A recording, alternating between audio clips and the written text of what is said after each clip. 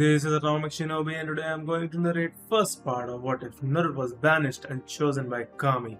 If you enjoyed this video, please like, share, and subscribe to this channel. Now wasting no more time, let's start the story. Naruto Uzumaki's day was not going well. What transpired after he returned Sasuke to the village is the cause of this. Rewind. Naruto was dispatched to retrieve Sasuke along with Shikamaru, Neji, Shoji, and Kiba. The team was split up one by one until only Naruto was left to take on Sasuke, while Lee and the Sand siblings supported the others during their battles. Naruto was left to face Sasuke by himself. In an attempt to fulfill his pledge to Sakura, Naruto tried to reason with Sasuke, but he refused to listen. Naturally, Naruto was at a disadvantage when the two friends and teammates fought because of the village and their Jonin sensei. Sasuke had more training in jutsu than Naruto. Sasuke was in his curse mark level, and Naruto was being worn down too, refusing to give up. Naruto used Kyuubi's chakra to level the playing field. Naruto used enough of Kyuubi's chakra to form a fox's chakra outline and chakra tail. The Chidori turned black due to the curse mark when Sasuke charged at it using his chakra. Naruto activated the Rasengan, turning it blood red. There was a significant release of energy when the two jutsus made contact. Sasuke barely missed Naruto's heart as he thrust his hand through his chest. Because he didn't want to kill Sasuke, Naruto dispelled the Rasengan and knocked him unconscious by punching him in the head. Sakura ran towards them as Naruto carried the unconscious Uchiha back to the village. "Hey Sakura-chan. I brought Sasuke ba." Slap. Because Sasuke was covered in Naruto's blood, Sakura believed Naruto had attempted to kill him and slapped him in retaliation. "Naruto, you monster. I wanted you to bring Sasuke-kun back alive and unharmed, not near dead." Sakura yelled. Sakura had just slapped Naruto, causing him to wince. Naruto made an effort to object and protect himself. Sakura punched Naruto and kicked him in the stomach, saying, "BB, but Sakura-chan. I brought Sasuke back. You probably provoked Sasuke-kun to fight you so you could kill him. You were jealous of mine and Sasuke-kun's relationship. The rest of the village was right. You are a demon. And I hope you die under a rock. Nobody cares about you. Just die somewhere and never return, you freak." Sakura took Sasuke to the hospital to treat any injuries he may have sustained, and Naruto felt his heart break in addition to the stress of the insult he received from his crush, or rather, his ex-lover. Naruto was unable to endure the pain of the Chidori. Naruto hoped he could rest in peace after passing out when Kakashi noticed Naruto hurt on the ground. He promptly sent him to the hospital. The hospital. Tsunade was taking a break after tending to the wounded members of the recovery team. The majority of it was also assisted by Shizune and the other Mednin, and the team was expected to recover well. Naruto was like a little brother to Tsunade, and she was worried about him. Kakashi carried Naruto into the hospital before Sakura. In an urgent tone, Kakashi said, "Tsunade, same, Naruto need help."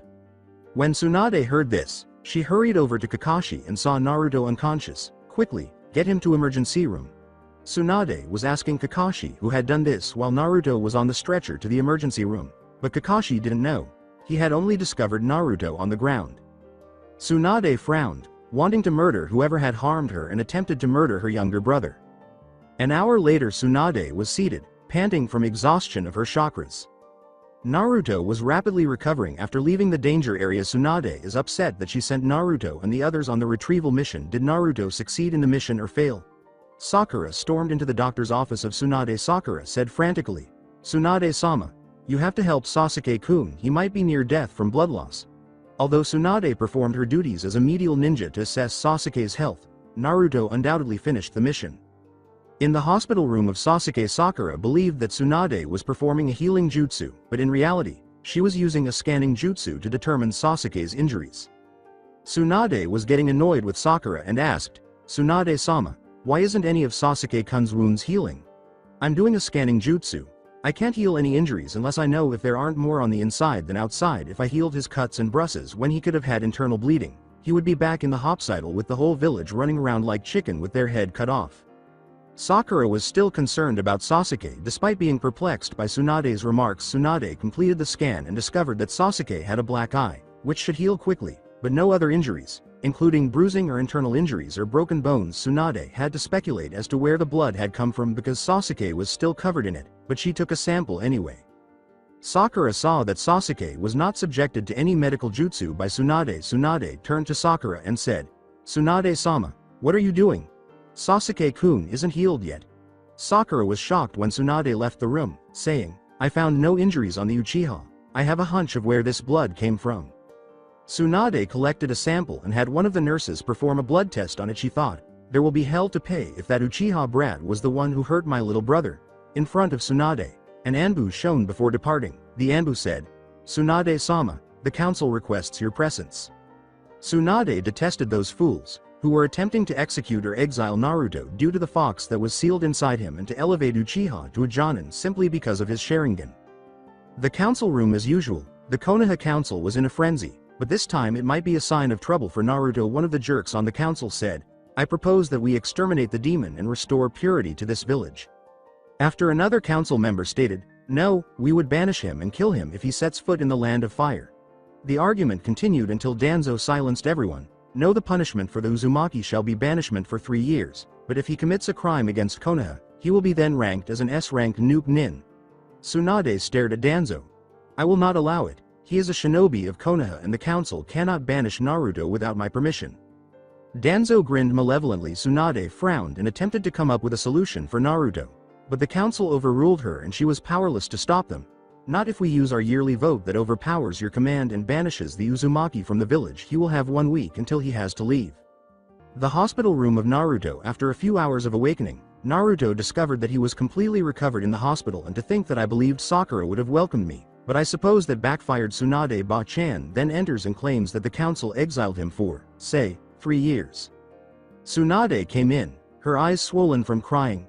Naruto, I'm sorry, but the council has banished you for 3 years and would mark you an S-ranked criminal if you commit a crime during your banishment. Naruto was shocked in 2 ways. First, that his dream had been temporarily destroyed by the council's banishment, but second, that what he had believed had actually happened. Flashback ends before the end of the week. Naruto left notes for everyone in Konoha, with the exception of Sasuke and Sakura. Tsunade took the notes to the other people who had them because she knew Naruto was leaving early. After learning of this, Jiraiya secretly placed some scrolls in Naruto's bag together with a few jutsu scrolls. Those scrolls belonged to him and were left by his parents. Naruto considered visiting Nami or Suna, possibly for snow, spring. I can't remember what the Japanese term for snow, spring was. Naruto heard a voice out of nowhere before he could travel to any of the other countries. I see darkness trying to attack your soul. Yet your soul remains as pure as the whitest snowfall. What do you wish in your life? What are your desires? What do you wish to come true and I shall grant it? Naruto glanced around and responded. I may have desires, but doesn't mean that I want them grant to me instantly. I will work hard to get to my dreams and desires myself. The young boy, no, this young man, refused to have his wishes and dreams fulfilled right away, as others would have, which startled the voice. I see, you are incorruptible being. There are not that many of you left.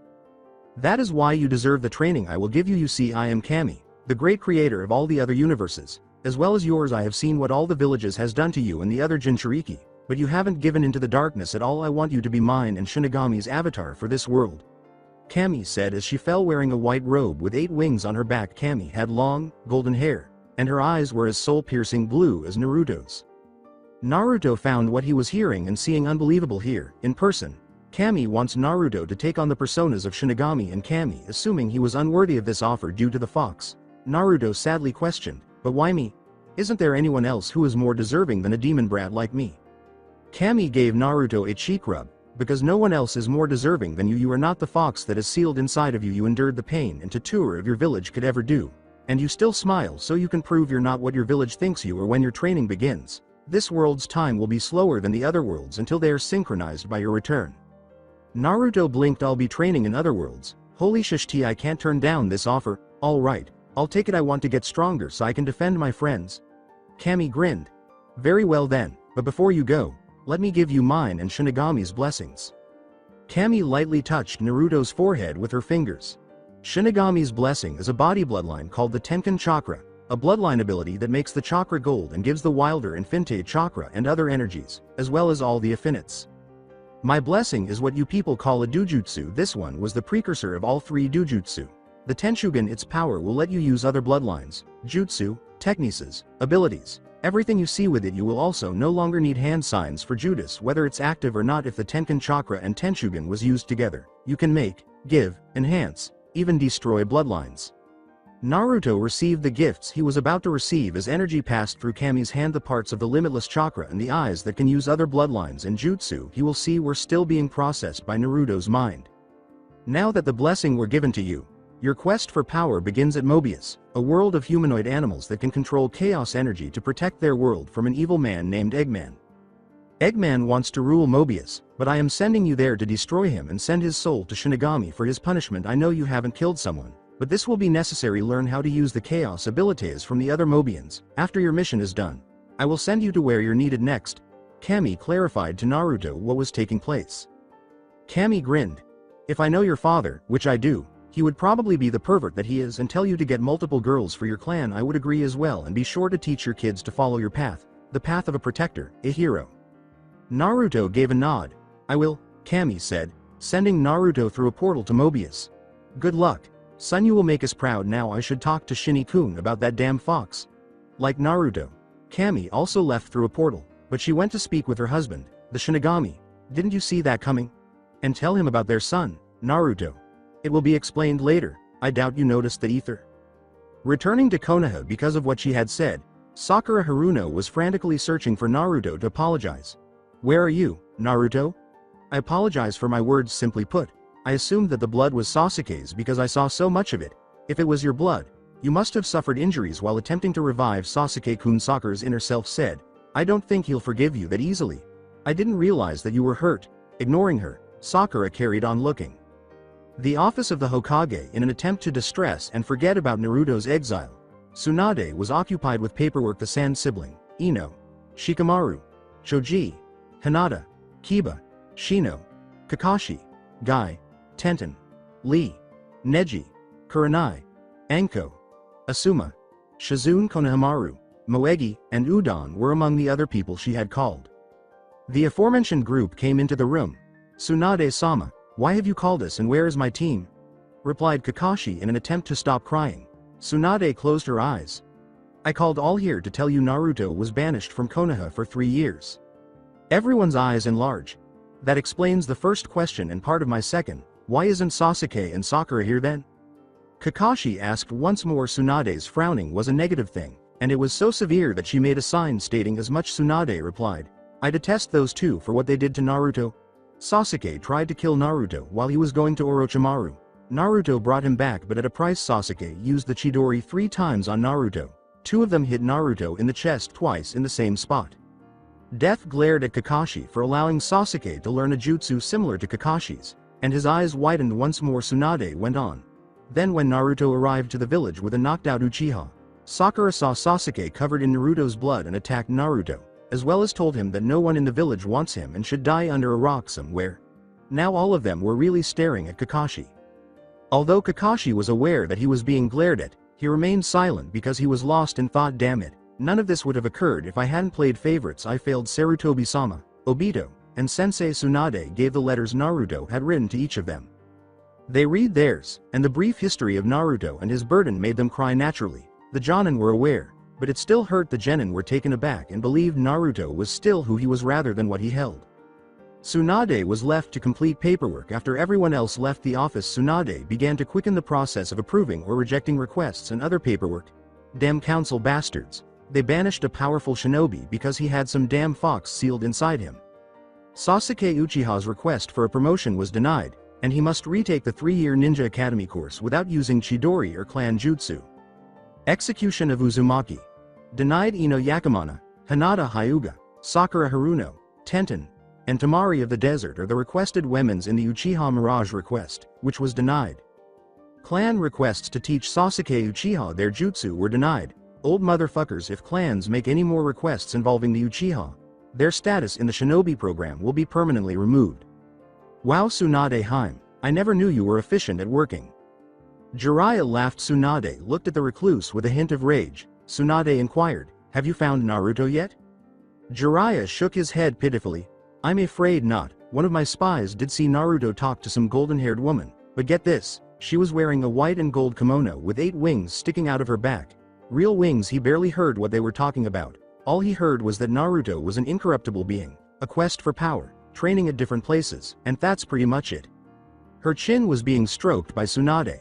Well then, we'll have to find out who she is. Have Jiraiya interrupted Tsunade before she could say anything more. None of my spies would be able to find her anyway. She left in some light protal. What bugs me is that this woman offered Naruto training when she probably didn't know who he was. Given that Naruto appeared to have disappeared from the world, Tsunade was undoubtedly concerned. Tsunade's side. She was at a loss for how to handle this. Tsunade exclaimed. We just wait until the 3 years are up. If he's not back by then, I want you to find him. Got it? Jiraiya gave a nod and walked out of the office. In Mobius, Sonic was running around, searching for the Chaos Emeralds, which are strong gems that have the ability to either protect or destroy worlds, or Dr. Eggman, an evil mechanical genius who wants to rule the world and have unbounded power. It is also said that a miracle occurs when all 7 Chaos Emeralds are present. Sonic stopped and remarked, I guess Eggman isn't looking for the emeralds today. Sonic surveyed his surroundings, which consisted solely of hills, grasslands, and palm trees. Sonic sat down by a nearby palm tree and napped, saying, I suppose I could chill here in Green Hills. Hardly anything happens here. The sound of a portal opening was the next thing Sonic heard. Sonic opened his eyes and hurried to the opening of a portal. A boy in orange with blonde hair jumped out as Sonic got there. The boy ran towards Sonic. After glancing around, Sonic prepared for a battle with a smile. The blonde boy asked, Who are you? Sonic released his guard, sensing that Naruto wasn't there to attack him or anyone else on Mobius. I'm Naruto Uzumaki, the future Hokage. Sonic told them. Sonic's the name, speed's my game. 1 hour later. To Sonic's surprise, Naruto had told him why he was here, so let me nutshell it as best as I can. You were on a mission to retrieve your teammate from going to a Seminole and succeeded, but your village council banished you because they thought you were too rough on said teammate. A goddess named Kami came down and offered you training to become stronger and told you that you can have a harem after you got your blessings from Shinigami and Kami. Sonic grinned his trademark grin as Naruto nodded. When Naruto quickly accepted his first off-world friend, he made his foxy smile. Well, to be honest, I have been seeing things that are unnatural. After vanishing in a flash of light blue, Naruto and Sonic reappeared in front of a house shaped like a fox. Come on, I'll introduce you to the others. I'll get us there the easy way, Chaos Control. While working outside, Tails saw that Sonic had just passed by using Chaos Control, followed by a blonde child. Tails said, Hey Sonic, who's the blonde kid? With a smile, Sonic gestured toward Naruto. Tail nodded and went inside to call their friends and allies. Tail, meet Naruto. Naruto. This is Tails. Oh Tails. Can you call in everyone and tell them to get here ASAP? It's about something important. Half an hour later. To find out why Sonic had called them, Amy, Cream, Rouge, Tickle, Knuckles, Shadow, Espio, Charmy, Big, Victor, and Tails were waiting in the front yard. What is so important that Sonic called all of us here? Rouge inquired. Tails might have known why, but the others were in the dark. Naruto and Sonic showed up with the exception of Tails, who had previously met Naruto. The others were curious about the identity of the blonde boy. Naruto greeted everyone as Sonic said, Guys, I would like you to meet Naruto, a ninja from another world. Now that everyone was perplexed, Naruto made the decision to clarify, I was sent here by Kami to train as I was chosen to be her and the Shingami's avatar. I was sent here to train and grow stronger for a goal I have, and I have to follow the missions Kami-sama and or Shingami-sama give me. Like train to use the chaos energies here and send Eggman's soul to Shinigami for his eternal punishment. Everyone who didn't initially meet Naruto now understands it. Naruto hoped that his world's circumstances could be understood by the Mobians. Sonic and the others listened as Naruto explained. I also have another thing to tell you, and I hope you don't treat me like my village does to me except for a few I can trust. Everyone was stunned into silence until Shadow spoke. 12 years ago, a demon fox named the Kyuubi no Kitsune, a 9-tailed fox, attacked my village. The 4th Hokage, the leader at the time, couldn't let the fox destroy the village. No man could kill a demon like that fox, so he sealed it in a newborn baby, Naruto said. According to Shadow, the fox is sealed inside you, wasn't it? Naruto gave a nod and went on to describe his treatment. The girls were in tears over the cruelty inflicted on a helpless child by a haughty and foolish village. Sonic and the others were repulsed by the Leaf villagers. Shadow was considering ways to ruin the village, and Knuckles wanted to kill the villagers who had hurt Naruto by punching them. Shadow approached Naruto and spoke, You and me have a similar tragic past. You and I were feared and hated for something we couldn't control or had no knowledge of. I lost Maria on the Ark a long time ago. You lost your parents when you were born. Shadow extended his hand by taking Shadow's hand and shaking it. Naruto said, But we will help each other become stronger. Sonic and his friends trained Naruto in a variety of skills over the course of a few weeks. Naruto was able to reach their hedgehog speed with the assistance of Sonic and Shadow. Ruff taught Naruto how to steal and be extremely stealthy. Tails and Naruto read about technology and worked on devices. Naruto had to train to reach Knuckles and Shadow's level of strength. Naruto's eating habits were altered by Cream and her mother, vanilla. Although he enjoys other foods, he still enjoys ramen, and when Naruto began eating healthier, his body began to grow after years of malnourishment, being taller than Sasuke by at least 6 inches now. Since Amy had been pursuing Sonic for a while, she taught Naruto how to easily track someone. How else did she find Sonic in places where no one thought to look for? Naruto and Espio collaborated on information gathering and computer hacking. Naruto learned how to be a detective from Victor and Charmy. Naruto and Big Fish frequently Naruto learned how to glide from Knuckles. Tikal was explaining to Naruto the background of the Master Emerald and the Chaos Emeralds. With Shadow, Sonic, and Knuckles, Naruto finally learned how to use Chaos energy and abilities. Naruto also learned from Shadow how to create and utilize weapons and other items using Chaos energy. Well Naruto, you learn pretty fast. I'm surprised that your Shadow clones can send back information when dispelled, making your training easier. Shadow replied. Naruto concurred. Yes, but I have to destroy Eggman. It's the only way I can continue, but I will miss you guys. Shadow grinned. It was true that Naruto was wearing a light blue t-shirt, black vest with red flames, red jeans with gold flames at the bottom of the legs, and shoes similar to Shadow's. He also had white fingerless gloves with ring bands, and he had lost all of his remaining baby fat. We'll miss ya too, buddy. Take care and be careful. I'm also glad that we got you out of that horrible orange tracksuit. With a nod, Naruto jumped off to finish his first mission as Shinigami and Kami's avatar. The interior of Eggman's base. Why was Dr. Eggman so angry and frustrated? Since a portal opened weeks ago, whatever caused it must have had a lot of energy if it was sufficient to almost bring down Eggman's power scanner. Furthermore, he was unable to identify the person or object that entered the portal. One of Eggman's bots yelled, "Dr. Eggman sir, we have a situation." The person in question was tall, thin, and pale yellow. One was gray, rounder, and shorter. Eggman gave him a forehead slap. The robots shook their heads, asking, "Is it Sonic or Shadow attacking the base this time?" "No sir, it seems that a human boy is destroying the base to flush you out for some reason." The gray robot replied. Eggman was intrigued because he was the only human visitor to Mobius in a long time. "Put him on screen."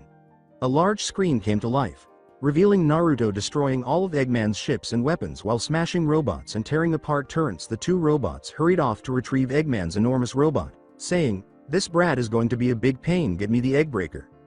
Away from Eggman's base. After completing the destruction of one area of Eggman's base, Naruto began to move toward another. A somewhat stern and well-informed voice said, "So you little brat, you think you could destroy my base, did you?" When Naruto turned around, he saw a fat, bald man with a bushy, wild mustache, dressed in a red jacket, black pants, and black and white boots. In addition, the man had on white gloves. Naruto remarked, "I'm assuming that you're Eggman." Eggman laughed as if he were insane and malevolent. Then Eggman got into his renowned Egg Mobile and connected it to a huge red and blue robot that had a spiked ball for a right hand. "That's right, brat, and you'll pay for destroying my base." Naruto taunts Eggman, saying, "Ha, you're so weak you have machines fight for you." Eggman was about to start acting like a child and his face flushed with rage.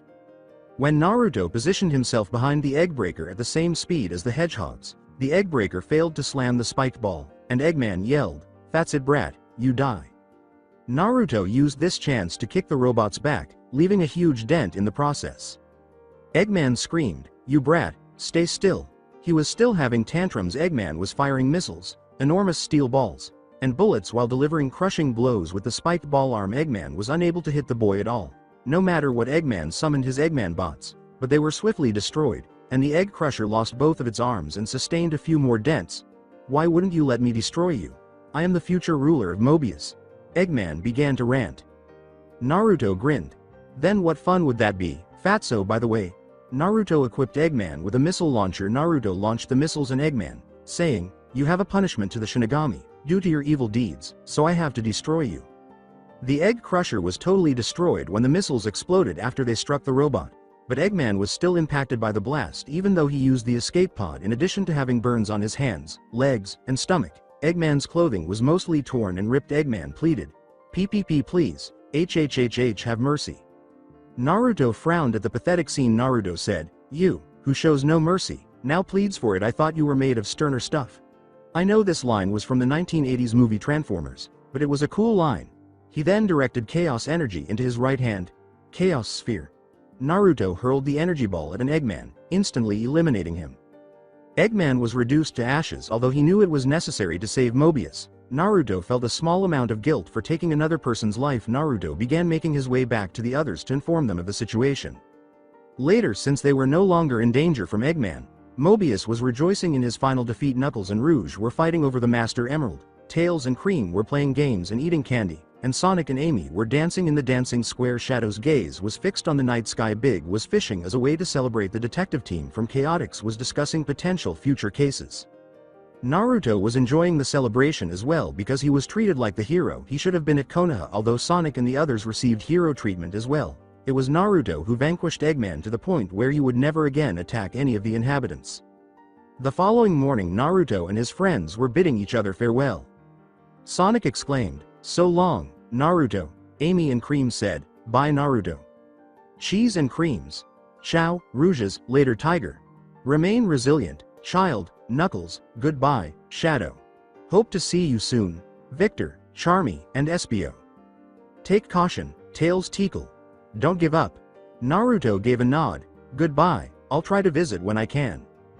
Just make sure that nothing bad happens. That goes mainly to you, Knuckles, said Naruto. Knuckles called out, "Hey." While the others chuckled, Naruto seemed to be congratulated by Kami. Kami waved her hand and said, "Well done, Naruto, you saved Mobius's future. I think these will come in handy for the future." The Master Emerald and the Chaos Emeralds began to glow and drift through the atmosphere. The emeralds were cloned, which was surprising. Before vanishing, Kami told Naruto, "These emeralds will be slightly weaker, if not as strong as the originals. Use them wisely."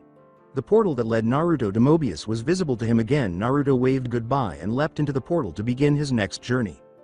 In a mental image before entering the current landscape, a monk was meditating while wearing black robe pants and a blue robe vest over his white robe shirt. Grand Master Dashi was standing before the newly renamed Master Feng when he opened his eyes and said, "Okay Master Feng, I need to explain something to you."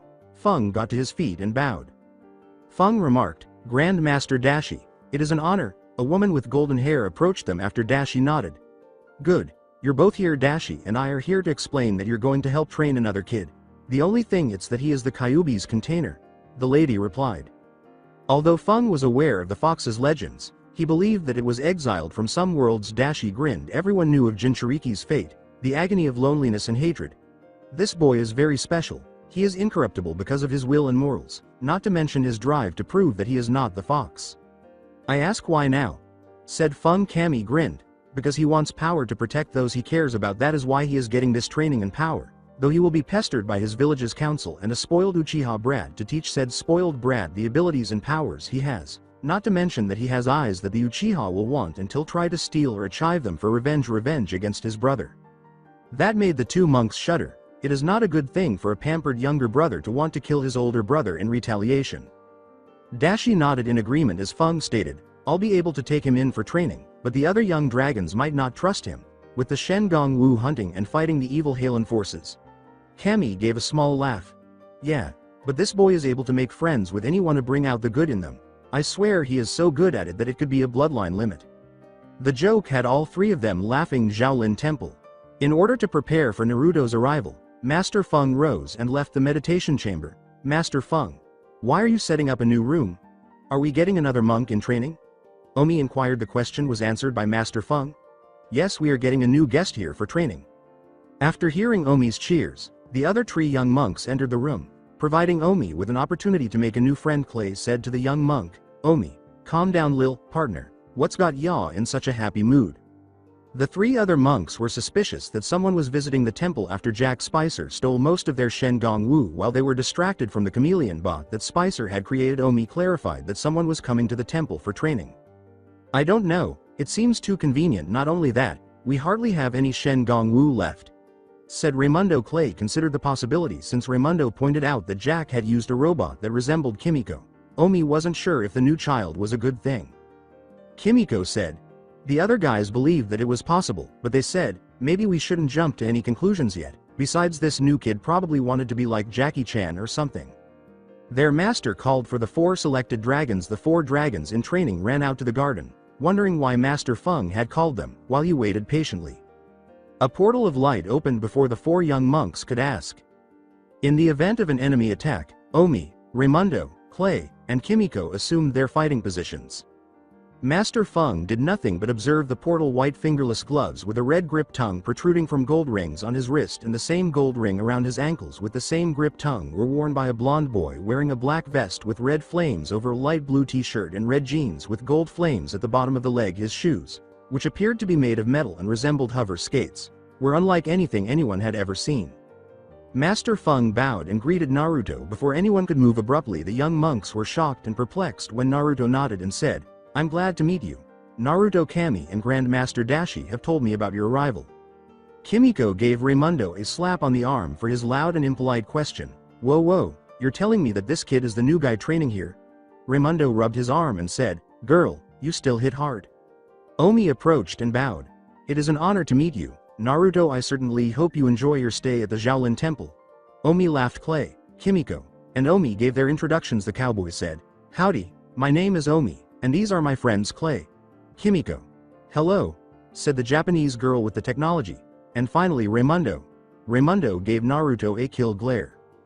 The way Raimundo was acting caused Master Feng to shake his head. Naruto began training with the monks and learning about the Shen Gong Wu. Some of the Wu, Naruto observed, resembled jutsu from his native world. Naruto asked, "So how many Wu do you guys have?" Omi let out a sigh. "Only one. Jack Spicer stole the rest of the Shen Gong Wu while he distracted us with a fake Kimiko." Jack Spicer sounded like a real pain in the ass, and Naruto nodded. Kimiko introduced Jack Spicer to Naruto. Naruto's perspiration fell when he heard the statement. Jack Spicer is an evil weeb bent on world conquest and builds tons of robots to do his dirty work for him. His bots are weak but annoying when in huge numbers. Also, Jack isn't a fighter and can get kicked around easily. Spicer must have been the weakest and most annoying person ever, even more so than Naruto's emotional mask before he removed it. Dojo, a small, legless dragon, yelled, "We got a live one." Dojo became larger and more resembling a Chinese dragon. "The Ring of the Nine Dragons is going active. We better find it before Jack and Wuya do." Kimiko, Raimundo, Clay, and Omi boarded Dojo, while Naruto attempted to do the same but was thwarted by Raimundo. Raimundo mockingly said, "Sorry, only those with experience can go." Clay, Kimiko, and Omi scowled at Raimundo. "Raimundo, that is most unhonorable to say." Omi responded. Clay and Kimiko concurred. Nevertheless, Naruto leapt on, and Dojo took off. Lair. Jack Spicer's a 1500-year-old ghost named Jack. Wuya screamed. Jack let out a girlish scream when he was caught. "Don't do that." "Now what is?" "I was working on something important." Jack was grumbling. Wuya growled in fear of possessing a lackey wannabe of a malevolent genius. "I felt something powerful enter this world. I don't know what it is, but it's strong enough to easily wipe out those as Xiaolin warriors." Jack's shoulders shook. The evil redhead remarked, "I don't see why it has to do with me." Wuya gave her a forehead slap.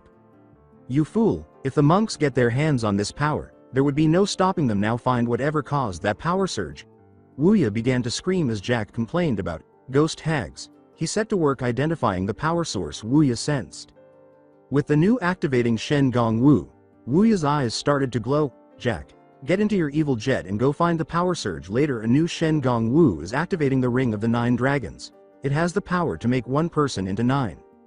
In an ancient dungeon before Jack and Wuya, Naruto and the monks were looking for the ring. Kimiko questioned Naruto about the monks' thoughts while she was following Dojo, knowing that they would ask questions like this. Naruto chose to be honest in his response. "Naruto, where are you from exactly?" "I'm from Konoha, or in English terms the village hidden in the leaves." Omi inquired about this village because she was interested in it. Naruto rubbed the back of his head and asked, "How come I never heard of the village hidden in the leaves?" "Well, for one thing, it's a hidden ninja village, so not a lot of people would know about it, and another reason is that is in an alternate world." The monks weren't surprised or shocked. It was conceivable that a 1500-year-old Xiaolin witch's ghost was attempting to collect hundreds of magical artifacts with odd powers. With a southern accent, Clay said, "So I reckon that you're training for something important?" Naruto gave a nod.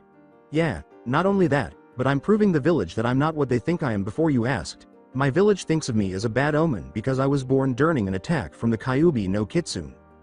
The name of the fox demon makes Dojo shudder, not because Wu is nearby. The monk gulped. "There was a demon fox that was much stronger than her. I remember that fox. He was worse than Wuya, and if something is worse than Wuya, it's trouble," they said. Naruto gave a nod. "Yeah, but the fox was sealed away by the fourth Hokage, but at the cost of his life. I wasn't really a well-liked person, but I made a few friends over time. One person I thought was almost like a brother to me,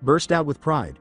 Omi began to put the ring of the 9 dragons on his fingers and said, "Master Feng, we have retrieved the ring of the 9 dragons. Allow me to show you." Ring of the 9. Master Feng removes the Wu from Omi quickly. "I'm sorry, Omi, but this Shen Gong Wu is too powerful for a young monk to use." Naruto wanted to know what the ring of the 9 dragons did, but Master Feng went off to store the new Shen Gong Wu. Naruto questioned, "What does the ring do anyway?" Dojo began to explain. Naruto raised an eyebrow and said, "The ring of the 9 dragons can divide the wearer into 9 of the same person." "Only 9? Let me guess, it also divides your skill, speed, strength, wisdom, intelligence, and other abilities by the number you divide by, right?" Dojo gave a nod. Omi nearly split into 9 Omis as he blinked. Naruto chuckled. "Well, I guess only the person who practiced with it can master it. Not to not lose a lot of power. I have a technique similar to the ring, only it's better and doesn't involve dividing important aspects." Master Feng returned to hear that a large puff of smoke appeared as Naruto nodded and said, "I see, may you demonstrate this technique?" 50 Narutos appeared when the smoke cleared. The jaws of Omi, Kimiko, Dojo, Clay, and Raimundo were laying on the ground, and their eyes were as large as basketballs.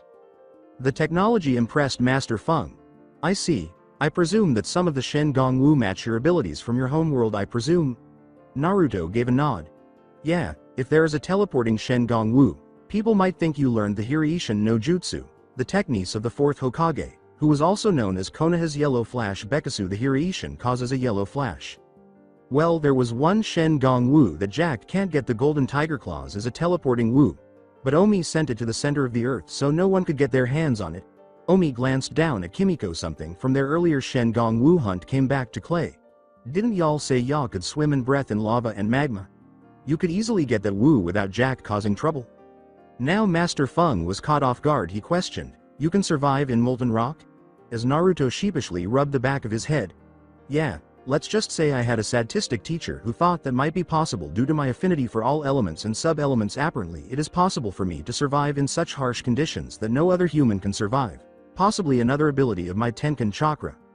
Naruto then goes into detail about his 2 bloodlines, which were the strongest and the first to exist before they led to the creation of new ones. It was also explained what Dojutsu, body bloodlines, and elemental bloodlines were. Naruto actually possessed a combination of all 3, including a dojutsu and a body and elemental bloodline. Dojo, Master Feng, and the dragons in training were shocked to learn that Naruto had been given the strongest bloodline of all and could create, give, and strengthen bloodlines with ease. Everyone, with the exception of Omi, fell asleep after the mind-blowing explanation. He made sure everyone was asleep before sneaking off to retrieve the ring of the 9 dragons. Omi put on the ring and turned it on, saying, "3 Omis should do, as I do not want to be overcome by the power of the ring." Ring of the 9 dragons. Omi went from being the only one to being 3 from the ring. The statement, "I will practice my tiger strike," was made by Omi 1. Omi 2 answered. Omi 3 said, "I'll play games." The 3 could hear muttering, "I will quiet our rumbling stomachs." The first Omi attempted to execute the tiger strike throughout the entire evening, but he seemed unsteady. What is he? 4.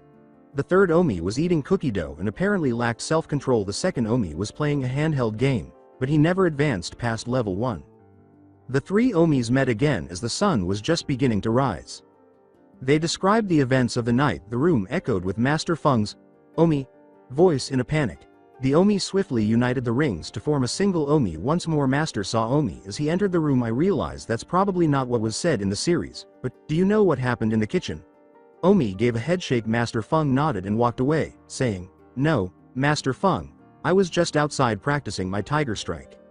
Later on everyone was going about their daily business, with the exception of Naruto, who was discussing various topics with Kimiko. Dojo slithered in a panicked scream as Dojo grew once more and attacked the monks and Naruto. Everyone nodded.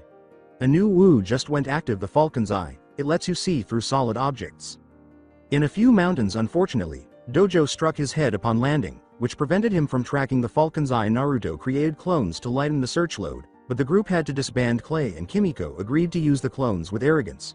Raimundo claimed to be able to locate the Shen Gong Wu on his own. Omi refused the clones' assistance because he wanted to try the ring once more.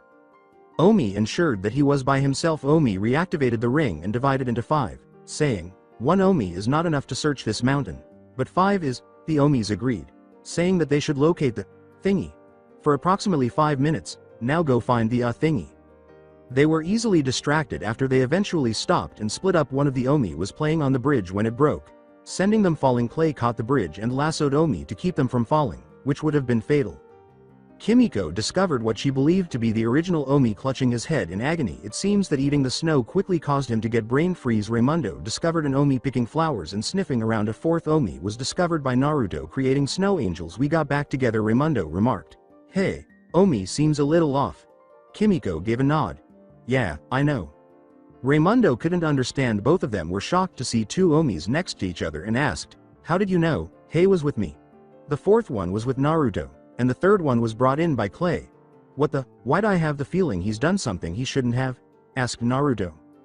Naruto and the other monks slitted Dojo. Dojo saw the other four Omis and said, guys, Omi just got challenged by Jack Spicer. We have to get there before.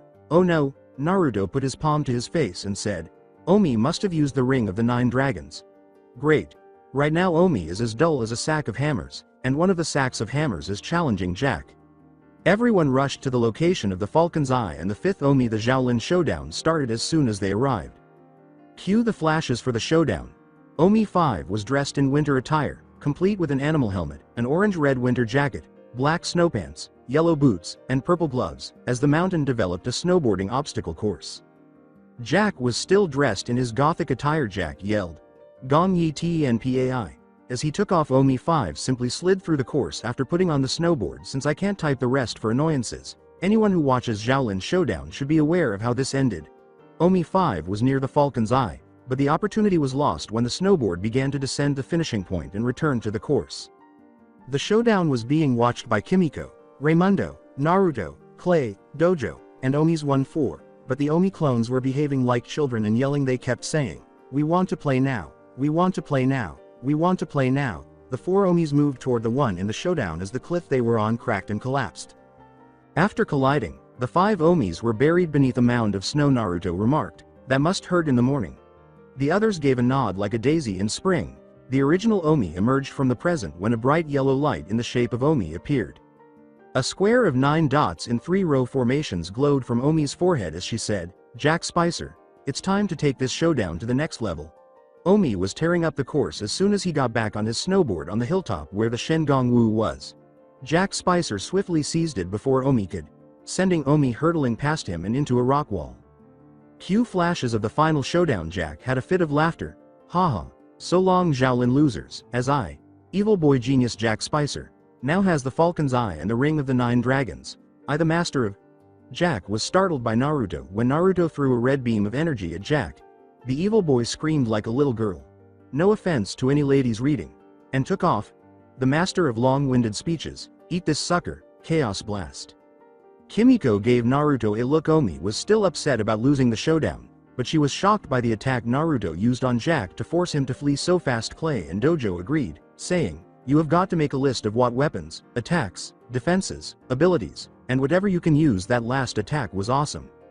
Returning to the temple, Omi was being lectured by Master Feng about the repercussions of his behavior, which cost them the Falcon's Eye and the ring.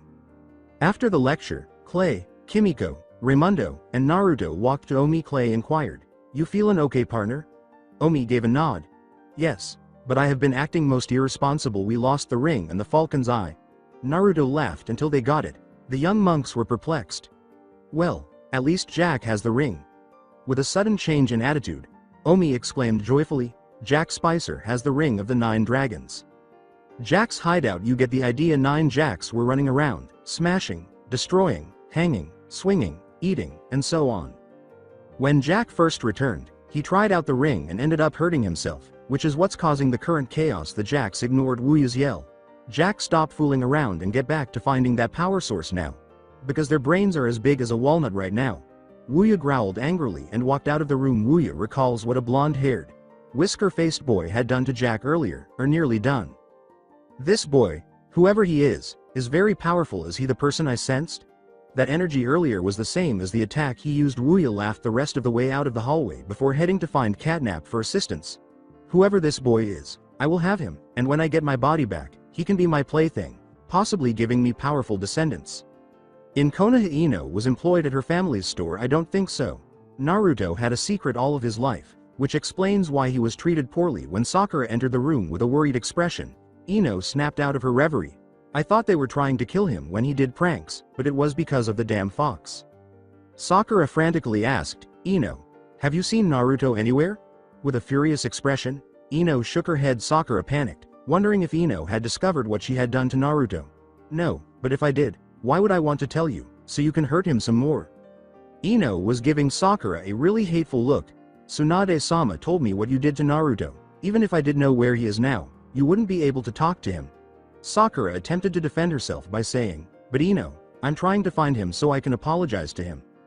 Ino laughed. Sakura's eyes widened as she said, really, if you did want to apologize to Naruto, then you'll have to wait 3 years before you can. Naruto was banished because of you and Sasuke. She was afraid Naruto would act cold toward her and believe she detested him during those 3 years.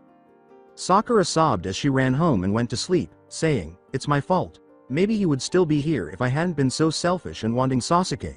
When Konoha learned that Naruto had been exiled for 3 years, some of them were devastated, but the others were having a good time. Konoha had no idea that Naruto would make a triumphant comeback. The end of the chapter. Ignika Kanak. That's done. Let's now work on how to finish the remaining tasks. Naruto. A quest for power. Indeed, I'm eager to show that Teme up nice. Hinata, Sakura, Ino, Kurenai, Anko, Yugito, Tamari, Tenten, Shizune, and Konan will be in Naruto's harem. Should I include Wuya and Kimiko in the harem? No freaking flames, please read and review. In addition, Kami and Shinigami's explanation. Shinigami disguised himself as a young, blonde, orphaned boy named Minato Namikaze long before Naruto was born because he wanted to gain first-hand knowledge of the ninja world. When he first started, he trained with Jiraiya on a team and won Rookie of the Year. Shinigami trained Team 7, which included Kakashi, Rin, and Obito, after turning into a Jonin years later because of the Hiraishin no Jutsu he developed. Shinigami, who was still posing as a human, was also referred to as the Yellow Flash. Due to Iwa's threats, he met Kushina Uzumaki, also known as secretly Kami. After rising to the position of 4th Hokage and secretly married her, Shinigami was forced to use the Shikifu Jin on his son on the night of the Kyuubi attack, which led him to stage his death. Additionally, Kami pretended to be Kushina Uzumaki, a red-haired woman she developed into a strong kunoichi while growing up in Whirlpool. Despite the destruction of Whirlpool, Kami went to Konoha as an adult. Kami became pregnant with their son after falling in love with Minato Namikaze, Shinigami. She gave birth on the night of the attack, but Yasha Haruno, who was envious of Kami's marriage to Minato, attempted to kill her, forcing her to stage her death. Feeling alone in heaven, Kami went to speak with Shinigami and request permission to speak with Minato. Shinigami had returned home after pretending to be dead in his human form. Shinigami had hoped that Kushina would live and look after Naruto, but he noticed that Kami had entered his territory. Shinigami was curious as to why Kami asked him if he had Minato Namikaze's soul. According to Kami, she fell in love with Minato when she was Kushina Uzumaki, her human form. Shinigami revealed that he had disguised himself as Minato Namikaze and was shocked to learn that he had married Kami without realizing it. The villagers hated Naruto and he was alone on Earth without parents. When they had finished explaining everything, they were unable to interfere, so all they could do was observe for a while. They were unable to disguise themselves once more, and they wouldn't know when they could get in touch with Naruto until they felt the time was appropriate. The two gods' son, Naruto Uzumaki Namikaze, would grow up to be the most formidable shinobi in history. When there were shinobi, he was even more powerful than his mother and father combined.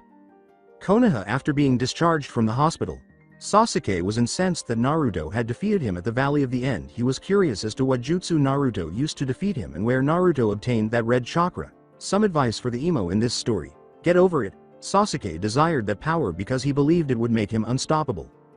As he walked to Training Grounds 7 to demand that Kakashi teach him the Rasengan and how to obtain the red chakra Naruto possessed, Sasuke thought, I'll find out who taught him that jutsu and whatever gave Naruto a chakra enhancement. The loss of the blonde ball of energy was on Kakashi's mind as he arrived at the training grounds on time for the first time. Sasuke approached Kakashi while speaking in a demanding manner. Kakashi turned to face Sasuke and grinned as he said, teach me the Dobi's Rasengan and whatever he used to get that red chakra. I'm sorry Sasuke, but our team is disbanded until further notice and I can't teach you the Rasengan because I don't know it. As for the red chakra, that is actually Naruto's alone as well, sort of a Kekkei Genkai. Sasuke grumbled. I'll have the authority to demand that Dobi teach me when I see him. As he left, Sasuke thought, emo-ish. I might add, I'll have the council force him to teach me even if he refuses. Xiaolin Temple Clay, Kimiko, Omi, and Naruto were all laughing while Naruto related his antics to them. There is no way you painted mountain faces during broad daylight, in an orange jumpsuit without being noticed until you were done. Kimiko was chuckling. Naruto became a little more composed. I did. Even though I had to clean the faces, I did paint them without getting noticed. A tear escaped Clay's eye. Omi laughed and agreed with Clay, saying, that has got to be the most hilarious prank I ever heard. They eventually became quiet. Kimiko became aware of Raimundo's absence. Kimiko inquired, where did Raimundo go? But nobody was aware of his whereabouts. Said Dragon of the Wind entered the room where Naruto, Kimiko, Omi, and Clay were about to search for Raimundo as he read a scroll that Naruto was familiar with. Raimundo remarked, maybe if I can learn this, I might show that I'm better than that Naruto kid. Naruto questioned, Raimundo, where did you get that scroll? As Naruto spoke, Raimundo jumped a little and juggled the scroll in an attempt to catch it. Your room. It's not really fair if you hold out these elemental technices from us, said Raimundo. Raimundo was unfortunately trailed by Master Feng. Raimundo, it is impolite to take another's possessions without their permission, said Master Feng. Raimundo snarled, but Master Feng, he had scrolls of these technices of our elements. Wind, earth, fire, and water, and he never even mentioned to us having them. Raimundo began to scream. The scroll was removed from Rei's grasp by Naruto. Listen Raimundo, I know that some of my jutsu scrolls are elemental, but you really couldn't be able to use them because they use chakra, the energy of my world. If you did, then you could have learned all the wind jutsus the fastest because you're the chosen dragon of the wind, giving you an extremely high affinity of wind, Naruto clarified. Sort of like Sasuke, but he will befriend Naruto soon and not do what Sasuke did. Master Feng was massaging his head as Raimundo left to cool off by training. Naruto gave a headshake when Master Feng was shocked to learn that Raimundo was like the wind. Naruto wisely remarked, Raimundo is like the wind, brash, nearly impossible to tame. Winds can change, so will Raimundo's trust. I have a feeling we will become friends. Yes, that is right. Naruto. Winds change and shift directions and speeds right now. Raimundo is wild and stormy, uncontrolled and dangerous, that show some signs of betrayal, Master Feng said with all his wisdom. After giving a nod, Naruto left to train with Kimiko, Clay, and Omi. At the Akatsuki secret base for the meeting, Itachi and Kisame came to the base. The Akatsuki's top spy, Zetsu, had crucial knowledge about Naruto. The first person to take a seat at the meeting table was Pain, the Akatsuki leader. All right. Now the statue's eyes are closing for another 3 years, but that is one of the reasons we are here. It seems that Zetsu found out the Kyuubi Jinchuriki had been banished from Konoha after being sent to retrieve Itachi's younger brother. Pain continued. Itachi's eyes slightly widened at the Kyuubi Jinchuriki successfully returned the younger Uchiha back to Konoha. Pain went on. Itachi let out a sigh of relief. I owe you one, Naruto, Zetsu added, adding another report. The Kyuubi kid was offered a quest of some kind. I didn't get to hear a lot, but the brat disappeared in a portal and disappeared. It's like he vanished of the face of the planet. The one responsible is a gold-haired woman, in a white and gold kimono with 8 real working wings sticking out of her back. She also seemed to have disappeared as well. What was odd is that I never saw someone like her before. This disturbed Pain, who began to rub his chin. Itachi was intrigued by this and said, whoever this woman is, she may prove to be a threat to our plans. I'm grateful to the woman for preventing Naruto from getting into the hands of this group. The others believed Naruto must be hiding somewhere and would look for and apprehend him if they had the chance. I think he might become strong enough to beat even Pain. In Konoha, in search of a weapon to use to torture Sakura, Hinata entered a weapons store. Hinata would attack Sakura without killing her in retaliation ever since she learned that she had seriously injured Naruto using a specialized launcher that can fire 30 shuriken per minute. She obtained some shuriken. This ought to work. Sakura ought to stay in the hospital for some time. Hinata gave her a slightly sly grin, normally shy and not looking for retribution. Hinata might make an exception in this case. Ino and Tenten wanted to accompany her, but Hinata told them it would be safer for her to do it alone and avoid detection. Sakura wanted the attack to stop, but she had no idea who was attacking her. Tenten and Ino both acted as though they had no idea what was going on. The rest of the village became weary of the parties and began to feel unfulfilled. At Mobius, Rouge was examining a book that she had stashed in her home's room. There were several images of Naruto in heart frames in that book. Rouge was thinking, if only I were human, or if Naruto was a bat like me, then we could have had. But a knock on her door interrupted her. Rouge hurried to check who was at the door after hastily hiding the book. Tikal and Knuckles were at the door, although Knuckles didn't want to visit Rouge's place because they had a history of fighting over the Master Emerald. Tikal was concerned about Rouge and hadn't tried to steal it after Naruto left. Hello Rouge. I came over to see if you were alright lately. You haven't attempted to steal the Master Emerald to annoy Knuckles, Tikal responded. Although Knuckles was enjoying the silence too much, he did want to know why Rouge wasn't attempting to steal the Master Emerald. Rouge massaged her left arm's side that caught Knuckles' attention because Ruff hasn't stolen anything recently. I guess I didn't feel like stealing anything for a while.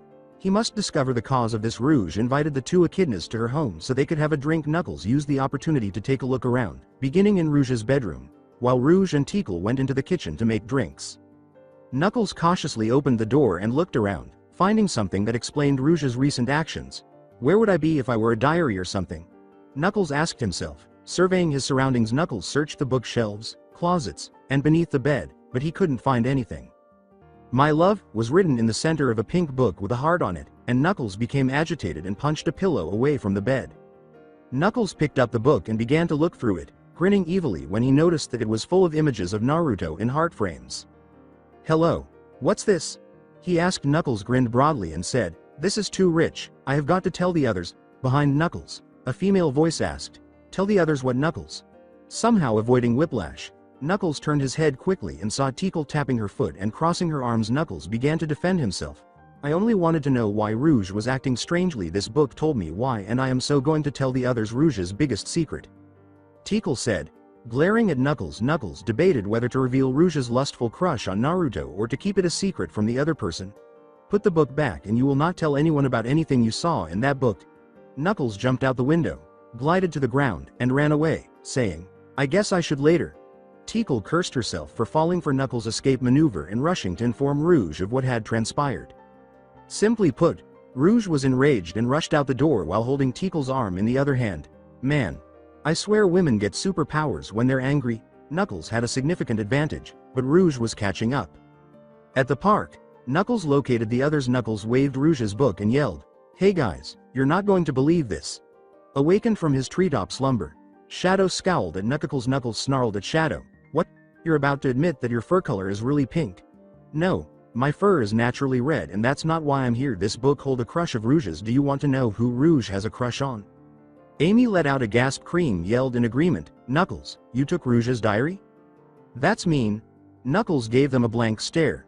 It's not really a diary if it has no words on any of the pages. In fact, the whole book is filled with pictures of the same person. Amy and Cream settled down. Sonic remarked, Well, maybe just a peek. Knuckles grinned until he became pale due to a shout. Rouge ran toward the group and yelled, Knuckles, I swear if you open that book to the others, I'll kick your ass to hell and back. Knuckles opened the book quickly and tossed it to Sonic. The entire book was filled with images of Naruto in heart cutout frames, shocking and surprising everyone. Now I have seen everything. The reader said it's shocking to hear that Rouge is falling deeply in love with Naruto, Tails remarked, glaring at Knuckles with a murderous intent that would make the Shinigami flinch. As long as I live, Knuckles, I will ensure that you never have children. Can you get the dullest, rustiest knife you can find, Shadow? Rouge said with such venom and anger that it made everyone shudder, including Shadow, who hurried away to find a dull and rusty knife and to escape Rouge's murderous intent. In the domain of Kami, well, maybe Rouge can be with Naruto, but I'll have to ask her if she wants to. I am able to give her a human form. After all, I'm Kami. Kami thought as she watched Mobius in entertainment. Kami then left her domain and went to Mobius to speak with Rouge. The domain of Shinigami. Both a good and a bad mood were present in Shinigami. The former was brought on by Konoha's exile of his son and his continued kissing of the Uchiha's ass. The latter was brought on by Naruto's rapid learning and his surprise when, while still human, his sensei taught him the Rasengan, which Shinigami learned in a week. It took Shinigami 3 years to create and master the Rasengan, and he hasn't finished it yet, but he had a feeling that Naruto would finish it with all of his elemental affinities. Looking through his list of souls to send to either hell or heaven, Shinigami thought, Naruto, I'm sorry that I had to seal the fox in you. I found out that Orochimaru was the reason that Kyuubi attacked, but I hope to make it up to you soon. Also, that snake got out of having his soul taken away from me, but he won't get that chance again. At the temple of Xiaolin, as the 4 monks and the ninjas worked around the temple, Naruto naturally used the shadow clones to speed up his tasks and assisted the others. However, Raimundo was being uncooperative, saying, Shengon Wu alert, we better get going before Jack Spicer gets it. Dojo began, then transformed into a larger dragon form, lifting Naruto and the 4 monks into the air. In an arbitrary volcano, Dojo flew to a volcano and landed close to its mouth, saying, All right, the Wu is here. He shrank back to his original small dragon form before Kimiko, Clay, Raimundo, Omi, and Naruto looked over the mouth and noticed a small, black dragon-shaped object on the rocks near the lava. Be careful, the volcano is still active, Dojo said, until the volcano erupted some lava, causing the small dragon and 4 dragons of the elements to run down to safety. Naruto endured this because of his bloodline and Shadow's sadistic training. A rock the size of a bowling ball almost struck Raimundo, but he avoided it. Dojo, slithering down to safety, ran into the rock and rolled downhill with it. Some of the rock flew in the air and landed on the volcano's slope, while others interfered with the monks and small dragon's path. Naruto and the 4 monks shouted, "Are you alright, little friend?" Clay questioned a moaning Dojo. Dojo grabbed Clay's shirt and said, "I can't feel my legs, I can't feel my legs." Clay took the rock from Dojo and said, "You don't have legs." Dojo looked at Clay and said, "What's your point?" Though he is a dragon and guardian of the Shen Gongwu's ancient scroll, Dojo is also a wisecracker. Naruto's perspiration dropped. With a hint of disgust, Omi said, "Jack Spicer. Don't worry about me, worry about him." Dojo pointed to a shadow of the well-known evil genius wannabe. "The last one in is a rotten egg roll." With some toilet paper stuck to his boot, Jack yelled, "Ha ha ha," as he took off in the direction of the still active volcano. After grabbing a cloth from his bag, Omi ran to the top of the volcano, jumped in, and used it to glide down. Kimiko, Raimundo, and Clay followed suit, using their own cloths, while Naruto jumped in wearing only his clothes, since he already had the ability to glide and didn't need anything to glide with. Jack laughed and said, "Losers," Omi yelled, "Jack Spicer. Get ready to face humiliation and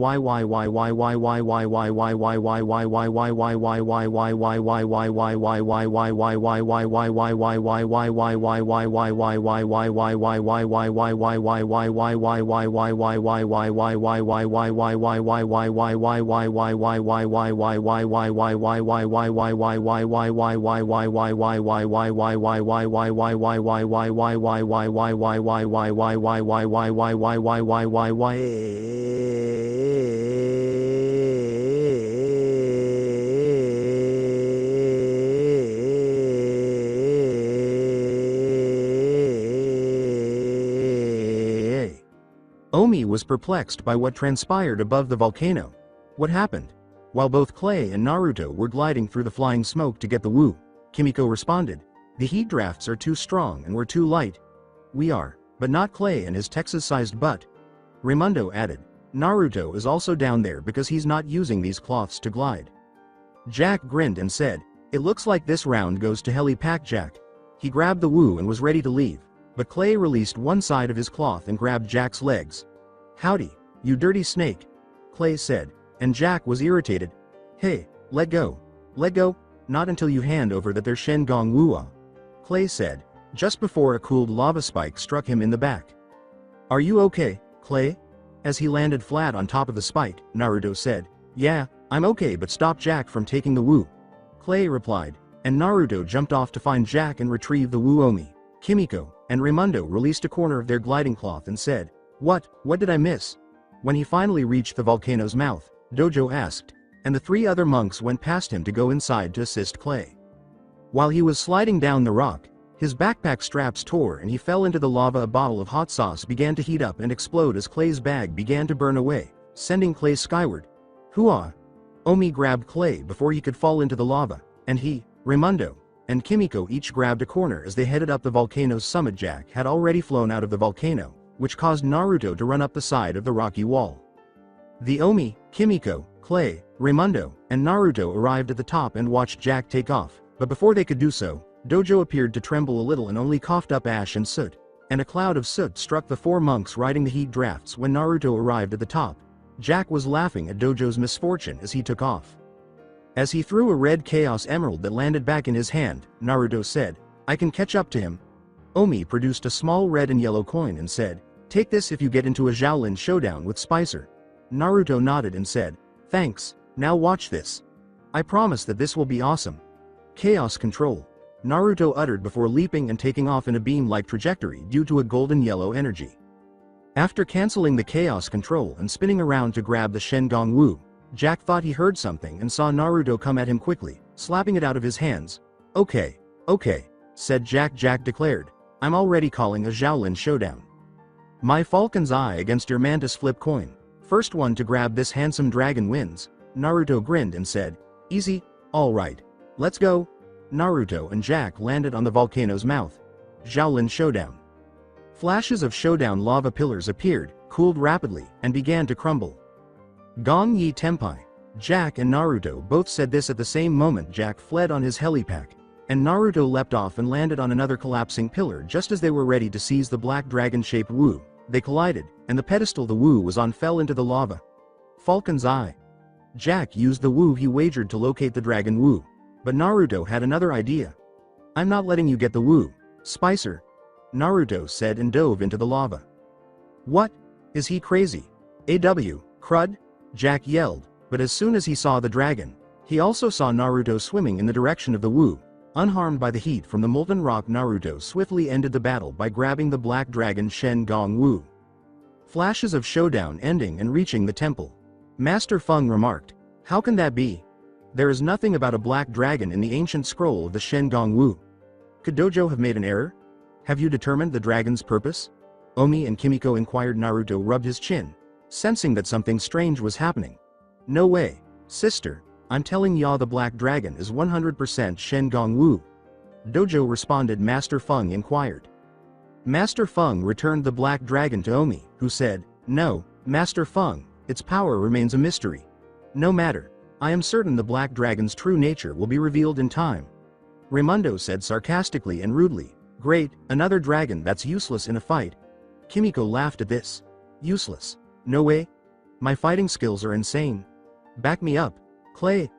Doja pressed his elbow against Clay's chin. "What's that? I'm still cleaning my ears of soot." In Kimiko's room later, the guys came to see if Kimiko had found anything, but she had nothing. Omi reiterated what Master Feng had said. "Don't worry, Kimiko." Kimiko had been searching the internet for anything related to the black dragon, but she had found nothing so far. Time will show the true nature of the black dragon. Kimiko was still searching for information about the Wu when the guys left, so she picked up the dragon Wu and rubbed it with her finger. She noticed that the spot she rubbed was sapphire blue. Naruto felt uneasy about the new Wu, thinking that something bad was going to happen. The dragon's eyes blew a sapphire blue that was lighter. Slithering down the hall, Dojo was complaining, "Useless in a fight, huh? When the chips are down, he hasn't seen me in a fight, so I duck, weave, jab. Dojo's grumbling was interrupted by a scream from Kimiko's room, where he saw blue smoke emerging before being drawn in, and he cautiously slithered around the room. "KK Kimiko?" Dojo screamed aloud for a while until Master Feng came and snapped his mouth shut. Dojo asked as he entered the room. Terrified, Dojo made his way to the chair and turned it a bit to see a sapphire Kimiko statue. Master Feng said, "This is most disturbing. Kimiko is solid sapphire." I said that. Dojo wisecracked. "Well, I'll be a two-headed Texas rattler." Clay concurred. "Do you think we can turn Kimiko back, Master Feng?" Raimundo and Naruto said, "This is the work of magic, and magic can be undone in time," Master Feng said sagely in response to Clay's question. "When you found Kimiko, did you also find the Shen Gong Wu, Dojo?" "Dojo?" When Clay began to pick up the plant, Dojo grabbed it and pulled it back down. "No," Naruto perspired a little. Dojo was afraid because he hadn't really fought and it can be difficult to start fighting. Naruto had the same issue, but he managed to get past it. Omi asked around. Dojo was hiding behind a bonsai tree while humorously following its shape. "Omi, what are you saying?" Naruto inquired, and Omi approached Kimiko's desk. "Our enigmatic Shen Gong Wu has vanished," Omi clarified. "Whoever did this to Kimiko also took the black dragon." Master Feng departed with the words, "I'll gather the elder monks in the meditation hall to discuss this mystery." Later, as Master Feng was walking to the meditation hall, he instructed Raimundo, Clay, Omi, and Naruto to search for the intruder. Dojo accompanied Clay because Clay was a big man, but Dojo was still afraid and believed the intruder to be a mouse. Raimundo was right. "When it comes to a fight, I'm all soot and no sizzle," Dojo said sadly.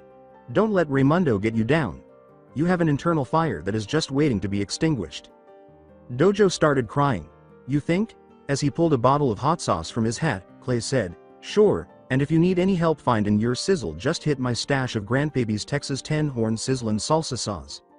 Dojo began to splutter as a dragon-like figure swooped up on Clay, towering over them both. "What's going on there, Dojo?" Before being struck by the dragon's blue flames, Clay reacted, "What in tarnation?" as he turned around and saw the dragon figure. Dojo slithered to Clay, or rather what was still there, and jumped off quickly to avoid it. "Come on, Clay. Let's get out of here." Dojo frantically said until he saw that clay was solid sapphire like Kimiko. And a sapphire blue dragon sucked up the blue smoke through the nostrils. No need for dragons to fight dragons, right buddy, sport, pal, slug 'em. Dojo screamed as she saw the dragon and attempted to flee. All right, then, the dragon said. Narrowing its eyes, Dojo closed his eyes and began to wave his arms and claws in front of him, causing the blue dragon to roar in pain. The mystery dragon glanced at the slash mark and then back at Dojo with what seemed to be an angry face. Just keep in mind that you asked for it.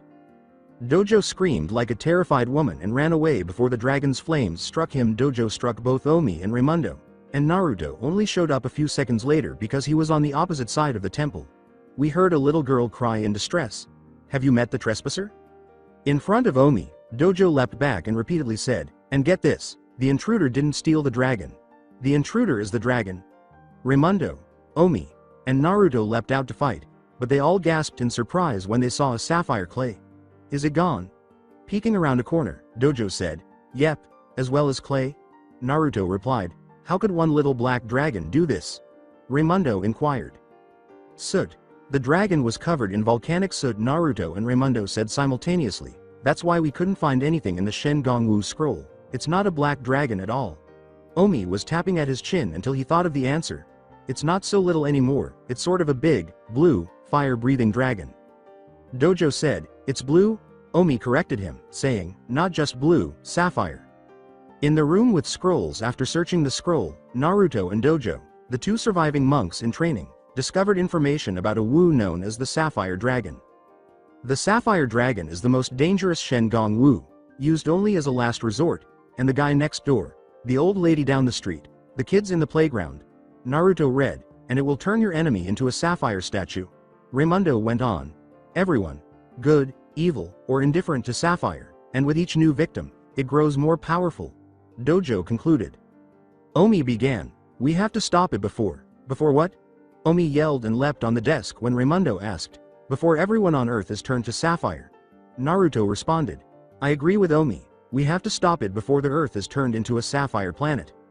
The meditation hall, it's not a black dragon, Master Feng. It's a, gasp, Omi started until he was shocked at what he was looking at. Raimundo and Naruto joined Omi and saw that the elder monks and Master Feng turned into Sapphire. Dojo tried to wake up the Sapphire elders, but Naruto stopped him. Dojo, stop. The sapphire dust headed towards the Sapphire Dragon's nostrils, and the four of them heard a faint sucking sound. They're sapphire now, Dojo said, beginning to cry a little. You're right, just size me up for a sapphire overcoating. The four unsapphired people, actually two young monks, one ninja, and a 1.5-foot-long dragon, fled before the flames could reach them. You think you would be grateful for rescuing him from the volcano? Raimundo said in a whisper, hiding behind one of the sapphired elder monks. Oh, was all he could say, and Naruto agreed with him. Before jumping off to divert the dragon, Raimundo told Omi, Dojo, and Naruto, you three head for the door, I'm going to give this sapphire dragon a pain in the neck. This was a bad idea because the dragon could turn you into sapphire. Raimundo avoided a sapphire blast by using a wooden beam for support. He used his momentum to try to plant a chest kick on the dragon, but it didn't really work because the dragon was made of sapphire. He landed on his back, which gave the dragon the chance to turn him into sapphire. While attempting to capture Omi, Naruto, and Dojo, the sapphire dragon slithered around its victims. Omi, Naruto, and Dojo began to flee, but Naruto and Omi stopped as the dragon was hot on their tail. What are you two doing? That thing is too strong, Dojo remarked. As they prepared to battle the sapphire dragon and ducked under the sapphire flames, Omi said, that may be, but it is our duty to protect the temple. The 9 dots on Omi's forehead glowed, and she said, water? Omi leapt up above the sapphire dragon and bounced around the walls above, shattering some support beams and piling on the dragon. When the sapphire dragon's tail stopped moving, Dojo congratulated Omi, saying, great ghost of Dashi Omi, you did it. Naruto remained on guard in case the dragon attacked again, and Omi said proudly, the sapphire dragon will trouble us no more. Dojo laughed, adding, this is what you get for turning on a brother, but play your cards right, I'll put in a good word for you. Dojo screamed and ducked under the flames. Naruto also escaped the flames, but Omi was not so fortunate as he failed to see the flames from behind and was transformed into sapphire. The pile of wood began to move, revealing 2 glowing sapphire eyes, and the dragon then erupted the blue flames it usually breathes. Oh, Omi, not you as well. As Dojo sobbed, Naruto turned to see where the sapphire dragon was. but it appeared to have vanished. Oh, my best friend Omi has been frozen into a sapphire statue. Dojo sobbed until Omi began to glow and move, and Naruto turned to see that Omi was moving. That ain't so frozen, Dojo said in a slight shock. The sapphire statues of all the other monks, along with Clay, Raimundo, and Kimiko, were walking down the hall when Naruto heard footsteps approaching. Oh come on, that's not fair, Naruto yelled. You have got to be kidding me. Dojo was shocked as the statues moved like zombies. Dojo was spluttering and gibbering when Naruto grabbed him and ran off. Okay, we're in trouble, Naruto said as he ran, but he collided with the sapphire clay statue. Hey guys. Dojo tried to beg, remember us, Dojo and Naruto, but each of the 4 sapphire monks seized Naruto and Dojo firmly. I guess not, Naruto said, escaping by releasing his hold on Dojo and grabbing him once more. The statue pursued, but failed to spot Naruto and Dojo when they hid in the kitchen, where Dojo's snake-like form allowed him to fit in a pan, and Naruto used his chakra to hide upside down from the ceiling naturally. Dojo had to check to make sure it was safe, and the rack containing the pans collapsed, causing all of the pans to fall and clang on the floor. After a few seconds, the shadows of the dragons in training appeared and swiftly left. Dojo slipped out of the stack of pans he was in and pulled out his tail, making a tiny, light ding. The statues of Clay, Kimiko, Omi, and Raimundo, who were all moving, swiftly surrounded Dojo as if they heard him, and Dojo screamed and ran away. Naruto slipped out of the kitchen without the statues noticing him. Dojo was slithering by a corner of an unidentified building when Naruto grabbed the small dragon and covered his mouth to prevent him from screaming. Dojo, we need a plan, Naruto said at the moment. The sapphire dragon poses a serious threat. Is it possible to eliminate that rogue Wu? Naruto questioned Dojo. When it hit them both like a ton of bricks, Dojo shrugged and said, all I know is that Dashi hid the dragon in the volcano and became really covered in soot. Naruto and Dojo both said, soot? The sapphire dragon is weakened by soot. Dojo, you really are the only one who can cover the dragon with soot again, Dojo said. Naruto instructed Dojo to simply figure out how to exhale enough soot to accomplish this. Naruto came up with a plan. Go get the hot saws, Dojo. I'll create a big enough distraction to give you enough time, Dojo said. Well, maybe some of Clay's hot saws will do the trick, but I need time to get it. Dojo nodded and departed after Naruto clarified, if I'm turned to Sapphire, then you're out of time. Now to cause some chaos. Naruto sprinted away and attracted the attention of the Sapphire Dragon and its Sapphire slaves. With Dojo, it better be here, this is our last hope. Dojo slithered up to a box labeled with warning labels, opened it, and picked up a bottle inside. Jackpot, Dojo said. Looking at the label with a toothy smile, Dojo said, Grandpappy's Texas 10-horn sizzle and salsa sauce. Dojo left Clay's room wearing a cowboy hat and 2 holsters fastened to a belt around him. Okay, Pilgrim, listen up. Dojo looked around but saw nothing. I guess I'm out of time, Dojo said after hearing Naruto scream, and then stopped. Dojo slithered around to locate the temple grounds, checking the kitchen and the meditation hall. Good thing I got the saws. Oh my god, where is everyone? Dojo inquired. At the gate of the temple is the Sapphire Dragon. All of the Sapphire monks, and the newly Sapphire Naruto were about to leave the Xiaolin temple gate. They heard a whistle behind them. Dojo spat out a loogie and said, I'm calling you out. He then took out a toothpick and began to play it around his mouth.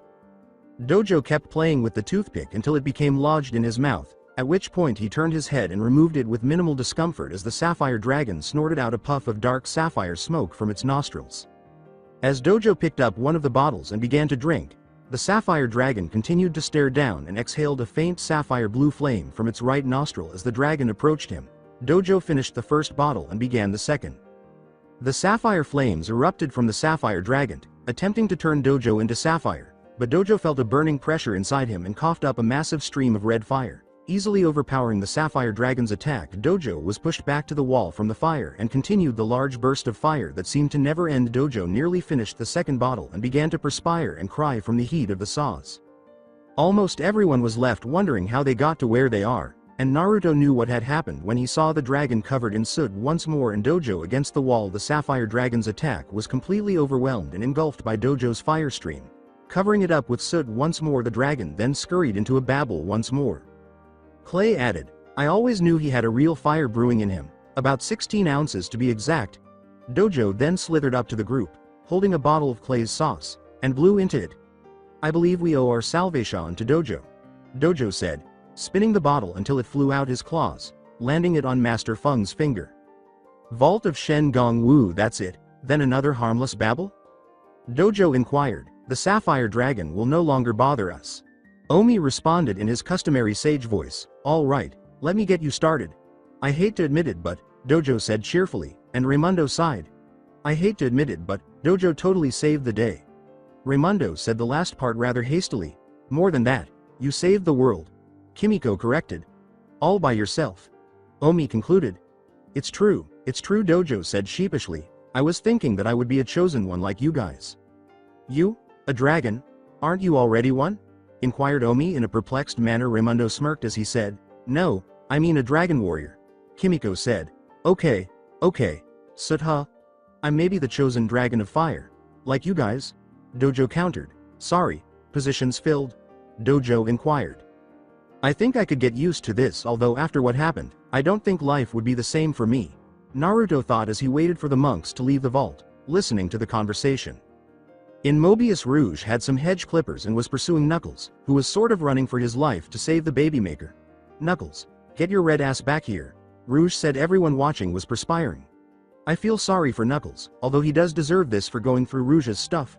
You're just making it worse for yourself, Rouge yelled. Everyone began to laugh, including Rouge and Knuckles. My dear, Rouge Cammy said as she emerged. Cammy, why are you here again? Trying to castrate Knuckles with hedge clippers. Classic. Where else could Naruto be? Amy inquired. Yes, he's currently assisting 4 Xiaolin warriors in gathering mystical artifacts and averting 10,000 years of darkness ruling the world, Cammy said, nodding. Oh, and Naruto recently had to use a little dragon to save the entire world from an artifact that transforms anyone into a sapphire statue while the little dragon collected some items to re-soak the artifact with soot. Naruto used himself as a distraction. You can probably guess what happened next. Cammy nodded, yes, but the real reason I'm here is to make an offer for Rouge. Rouge grinned, adding, the whole world was saved. Rouge flushed as she said, I made you a human so you could be with Naruto, but you'll have to share him with other girls. I just found out you have a crush on him. Only if you agree can I do this, Cammy clarified. Rouge responded without hesitation. Yes, I accept your offer. Rouge said, please turn me into a human so I can be with Naruto, as she jumped up and down, forgetting what she had been doing earlier. Good for Knuckles. Cammy waved her hand over Rouge, glowing with energy, and her form began to change. Her body grew taller, and her figure resembled an hourglass, with a DD-cupped bust and snow-white hair that reached her shoulders. Rouge also received new clothes, including a black pair of pants that fit snugly around her waist and legs, a pink t-shirt that fit her chest, and light blue ninja sandals that Naruto wore when he first arrived at Mobius. Wow, I'll get Naruto's attention for sure like this, Rouge said, glancing at her new body as Sonic and the others gasped at the sight of the human Rouge. Yes, but right now, you'll have to stay at my domain, as will other girls do whenever Naruto picks up a girl or girls during his travels, Cammy said with a smile. I better remember not to do that kind of thing again or I won't get to have kids. Sonic, Shadow, and Tails nodded. They have girls they like, Rouge nodded, and Cammy and Rouge vanished through a portal into Cammy's domain. Knuckles sighed in relief. In Eggman's bases remained something or someone was going to cause trouble when 2 red eyes appeared out of nowhere in the now demolished room of Eggman's abandoned base. The room was dark and hardly lit, but the person with the red eyes had a hedgehog figure that looked like Sonic's. In the council chamber in Konoha, the elders and the Civilian Council were arguing with the shinobi clans when one of the civilians said, but you must teach Sasuke Uchiha your jutsu. He needs them to become strong enough to beat Itachi. Heishi scowled at the council member and replied, no, we won't. Our clan jutsu is only for our clans. The Uchiha should visit a jutsu library or his clan's library if he wishes to learn jutsu. Tsunade kicked the doors open and said, like hell you will. This is getting us nowhere, so we will give Sasuke Uchiha the forbidden scroll to learn jutsu from. Danzo sneered, that fucking Uchiha of yours will not receive that scroll for being a traitor. You just exiled one of our finest shinobi. Tsunade growled at the elder council and civilian. What are you discussing? One Yasha Haruno remarked, we banished that demon and we didn't banish Sasuke-sama. Jiraiya gave the Haruno a fierce look. Naruto isn't a demon, and Sasuke is the traitor. He is practically the legacy of the 4th Hokage himself. Yasha growled. That demon mocked us by taking the form of our beloved 4th, and I bet the one who spawned him is that slut Cushion. How the hell did that happen? Said everyone in the council room as they gazed at the burned hole where the lightning had come from. Cammy's domain Rouge laughed as Cammy smirked and clapped her hands clean, saying, and that is one of the good reasons of being me. I can't believe you did that because she was about to badmouth a woman who must have been you in disguise, Rouge said. Am I correct? Rouge inquired. I grew up in a village in Whirlpool and disguised myself as a normal human child, Cammy said, nodding. When I was an adult and Whirlpool was destroyed, I went to Konoha and met a man named Minato Namikaze. From friendship to marriage, our relationship developed. I became pregnant with Naruto shortly after the marriage. Rouge's eyes widened. You mean Naruto is your son? Yes, Cammy said, nodding, but I couldn't take care of him because I had just fried someone and my human form was weak from giving birth. Wow, Naruto must be like a half-god or demigod. Cammy laughed sheepishly, but in reality, he is a full god, his father being the Shinigami, who was actually Minato Namikaze in disguise. Rouge was truly shocked. Cammy explained. Naruto won't have all the godly powers yet, but he will have some of them. Rouge fainted because she couldn't handle the sudden information. In the lair of Jack Spicer, those Xiaolin losers think they're so tough with their new friend that has strange powers, but I'll show them. Jack Spicer was working on a new invention to catch the next Shen Gong Wu with Jack, screamed Wuya after she returned to Jack's lair. Apparently Catnap didn't want to help the ghost at all. I sensed the Sapphire dragon went active a while ago. Did you retrieve it? Wuya questioned harshly. Wuya ghostly slapped her face as Jack moaned. No, I didn't get the Wu and I thought it was a black dragon. Was the dragon in an active volcano? When Wuya asked, Jack nodded. It was covered in soot, you fool. Soot weakens this Shen Gong Wu. This Wu is only used as a last resort because it will turn all enemies into Sapphire, as well as everyone that good, evil, and neutral. Wuya went on to describe the Sapphire dragon's purpose. Jack chuckled. Well, those Xiaolin losers must have accidentally activated the dragon and got themselves into Sapphire. Wuya sighed. It doesn't matter. How did you even lose to the Xiaolin warriors in a showdown in the volcano? As if I have to ask. Wuya replied. Jack turned to the ghost. It was a challenge of grabbing the dragon first. All I know is that I challenged that new guy and he was able to survive to lava of the volcano. As Jack returned to his invention, Wuya rubbed her ghostly chin and thought, this boy seems much more powerful than I even imagined. If I can find a way to turn him to the Halen side, then I will become invincible. Wuya was planning how to entice the blonde boy to the Halen side. Uchiha compound. I deserve all the jutsu this weak village as I will learn it as the Sharingan will let me copy them and rule over these pathetic village, Sasuke thought. Frowning fearfully as all the clans refused to teach him their clan jutsu and Tsunade stopped the council from giving him the forbidden scroll. Anbu was keeping an eye on the Uchiha because the Uchiha was on probation. I will find a way to copy that jutsu of his and take whatever power he had, Sasuke thought gloomily as he searched through all of his clan's jutsus in the library and only found a handful that he was aware of. He was roaring in rage because he couldn't find anything that involved the red chakra that Naruto used in the battle at the Valley of the End, and the Rasengan couldn't be copied because it lacked hand signs. With Jiraiya. Brat, where the hell are you? I have a promise to keep with Sensei and Minato to train you, Jiraiya thought as he scanned Nami country searching for Naruto, but none of his spies were able to locate him or the woman who offered him a quest for power. The city of New York. Omi was looking through binoculars for tourists. Omi looked at the Statue of Liberty and said, "Oh, who is that lady?" Kimiko informed Omi, "That's the Statue of Liberty, Omi. She must have been a great Xiaolin warrior to have a statue that big." The binoculars timer sounded and shut off. Omi covered his eyes and cried, "Ah, I am blinded." Pulling a quarter out of her coin purse, Kimiko handed it to Omi, saying, "Omi, the timer just ran out, here's another quarter." Omi bowed and inserted the quarter into the binoculars coin slot, saying, "Thank you, Kimiko." Omi turned the binoculars, revealing what appeared to be a silly face. "Ah, it is working again. Perhaps this will be useful for looking for the Shen Gong Wu. Haha, that is pretty funny." Dojo, Clay, Raimundo, and Naruto gazed at the Shen Gong Wu scroll while Dojo remarked, "Good luck, the serpent's tail is always moving. Even through solid objects, if I'm reading that right," said Clay. Raimundo grinned and remarked, "Great, we're looking for a Shen Gong Wu that never stops. In the city that never sleeps. New York is my kind of town. Anyone want to catch a show tonight?" replied Kimiko. Dojo's throat cleared. Dojo shook slightly on top of Clay's hat and said, "Don't buy those tickets yet, that serpent's tail is close." A little later, Omi was amazed by the sights as she strolled through the streets of New York. So many buildings, so many people. How do they all know where they're going? Omi responded. Kimiko held up her PDA with the GPS system on screen and glanced at Omi. Naruto nodded in agreement, saying, "I recommend a GPS. In a city like this, it's easy to get lost." "Definitely don't want to get lost here," That's for sure, said Clay. Raimundo said, yeah, one wrong turn and you're a headline monk mashed in Manhattan. This confused and somewhat alarmed Omi Raimundo received a back of the head slap from Naruto. Don't do something like that to him. He can be impressionable at the age he is now. I know I was, said Naruto. Dojo sniffed around for the serpent's tail while posing as a Shen Gong Wu detector. Dojo's expression changed to one of shock. What's wrong, Dojo? Inquired Clay. I lost track of the serpent's tail. Dojo gripped Clay's cheeks and said. Kimiko held out the falcon's eye and remarked, well, maybe it can go through solid objects, but we can see it with this. Kimiko began searching for the serpent's tail after activating the Wu. Kimiko noticed a man picking his nose while using a computer while she was looking into a random building. As the falcon's eye dropped back into Kimiko's hand, she exclaimed in disgust, ew, that's just sick and wrong. Omi said, oh, may I see Kimiko? Kimiko gave the falcon's eye to Omi. Knock yourself out. Omi began searching through a number of buildings in an attempt to find the serpent's tail. Dojo began to twitch around a little while Omi was looking through the ground. It's back.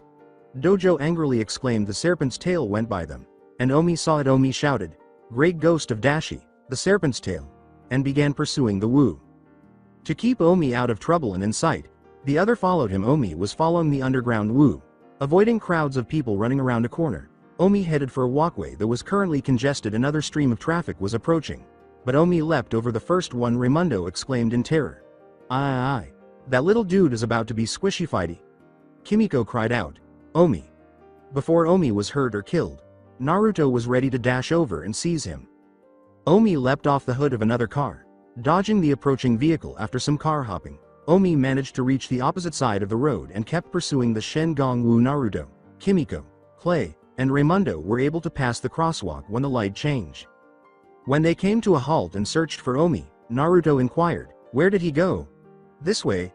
Raimundo gestured before taking off. The others trailing behind him. Omi dashed around yet another bend. Dojo said, over there. The group ran in that direction once more. Omi followed the underground Wu around a corner. Dojo pointed and remarked, I still sense the serpent's tail. We find it. We find Omi, that way. Before Dojo stopped him, Naruto, Clay, Raimundo, and Kimiko ran in that direction. Dojo collapsed as he lost sight of the Wu, saying, no, I mean that way. No de I lost it. With regret, Clay added, and Omi too. With Omi, even though the serpent's tail was beginning to stray, Omi was still pursuing it. The words, aha, you will not escape me, for my eyes are upon you and off, were spoken aloud by Omi until he struck a building's brick wall with a head rub. Omi said, ow, who put that building in my way? While searching for the serpent's tail, Omi picked up the falcon's eye. He eventually failed to locate it. It's gone. I am sorry, my friends, but I Clay, Kimiko, Raimundo, Naruto, Dojo? Oh no. My friends are lost in New York City. How will they survive without me? Omi began to get nervous. In the council chamber of Konoha, everyone was prodding Yasha Haruno's electric fried body. Okay. Can someone explain to me how a bolt of lightning burned through the roof and a couple of floors without it hitting the lightning rod? Tsunade inquired. I have no idea, but it seems like that someone didn't like what Yasha was about to say. Sume Inuzuka responded. Using his Byakugan, Hiyashi Hyuga searched the roof and floors above but found nothing. I don't know who or what did it, but they're gone now. Hiyashi responded. Yasha began to struggle to stand up because of the pain that was shooting through her body. Everyone else started to perspire when Yasha screamed, what the hell was that? I command that whoever did that is to be executed for an assassination attempt on a council member. Yasha attempted to repeat the sentence, but she was struck by lightning once more. As I was saying, the one who spawned the demon brat must have been that slut cushion.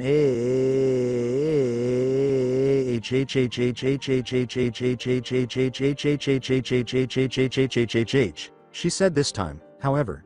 Yasha was struck by at least 10 lightning bolts that blazed through the structure. Hiyashi saw that the lightning originated from the cloudless, clear sky when he activated his Byakugan. Hiyashi's perspiration fell. Everyone looked at that, except Yasha, who was unconscious from the lightning scorching her body once more. No way, the lightning is coming out of nowhere. Kaharu, a council advisor, said, you can't be serious, Hiyashi, lightning can't strike from nowhere. It's got to be a shinobi attack. Did you see any chakra in the lightning? Tsunade grimaced and said, I wish, the lightning had 0 chakra in it. How could anyone not try to investigate the same last names of Naruto and Kushina? I ask you all that. Naruto vanished. The council attempted to circumvent her to give the Uchiha all of the village's jutsu, and even lightning shocked a council member for attempting to say something offensive to Kushina Uzumaki. Following Naruto's exile, things in Konoha began to take an odd turn. Eggman's base Metal Sonic, a lone robotic hedgehog, was prowling the remains of Eggman's base surprisingly intact. The main computer room was penetrated by Metal approached and turned on the computer viewing the most recent security camera recording in the video archive. A boy with blonde hair was depicted on the screen wearing a light blue t-shirt, red jeans with gold flames near the bottom of the legs, and a black vest with red flames. He also wore the same hover skates that Shadow always seems to wear, as well as a fingerless version of Shadow's gloves. In addition, this boy was demolishing the Eggman's base. The boy fighting Eggman and using chaos energy to kill him was also captured on tape. In a robotic version of an arrogant voice, Metal stated, "This boy must have been trained by Sonic the Hedgehog. If I am able to destroy him, I will be able to destroy Sonic and prove I am the one true Sonic." Metal Sonic searched the main frame for Metal Shadow and Metal Knuckles, Eggman's two new inventions. After doing a scan, Metal Sonic discovered that the boy was from a different world rather than Mobius. At two different times, an energy signature was visible. It seemed to simply drop the boy off the first time, and then it seemed to transport him to a different world. Metal swore a little before heading out of the room to find Metal Knuckles and Metal Shadow. "I must find this boy. He is what will prove my existence." Also, despite their never having met, he mentioned something from Gaara. Returning to New York City, Omi was strolling along a street in a dilapidated and badly kept neighborhood. "Pardon me, sir, but I am trying to find my friends. One of them is a cowboy," Omi began. But the man interrupted him. The man shouted angrily, "Go back to Jersey, ya tourist," and left. In an attempt to have better luck with a woman, Omi approached her.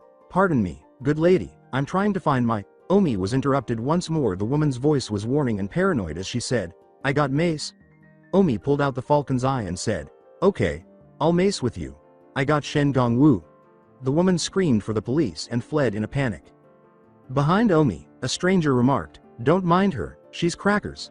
According to the stranger, "You need help, son?" Omi gave a nod. "Oh, thank you, honorable stranger. I'm looking for my 5 friends." Omi gave a bow. "Friends?" Omi replied, "Yes, 3 boys, a girl, and a dragon." The man began to laugh and remarked, "Ooh, a dragon, huh? Yeah, we don't get too many dragons here in New York City." The odd man said, "But you know what we got a lot of?" "No." Omi shook his head. The man responded to his own query. The man whispered in Omi's ear, "Aliens. I wonder how he's not in an asylum yet." The strange man said, "They're everywhere, man. Space beings from the planet Explodar. Shish. They're watching us. Can't talk now. Must go be strong, lil' friend."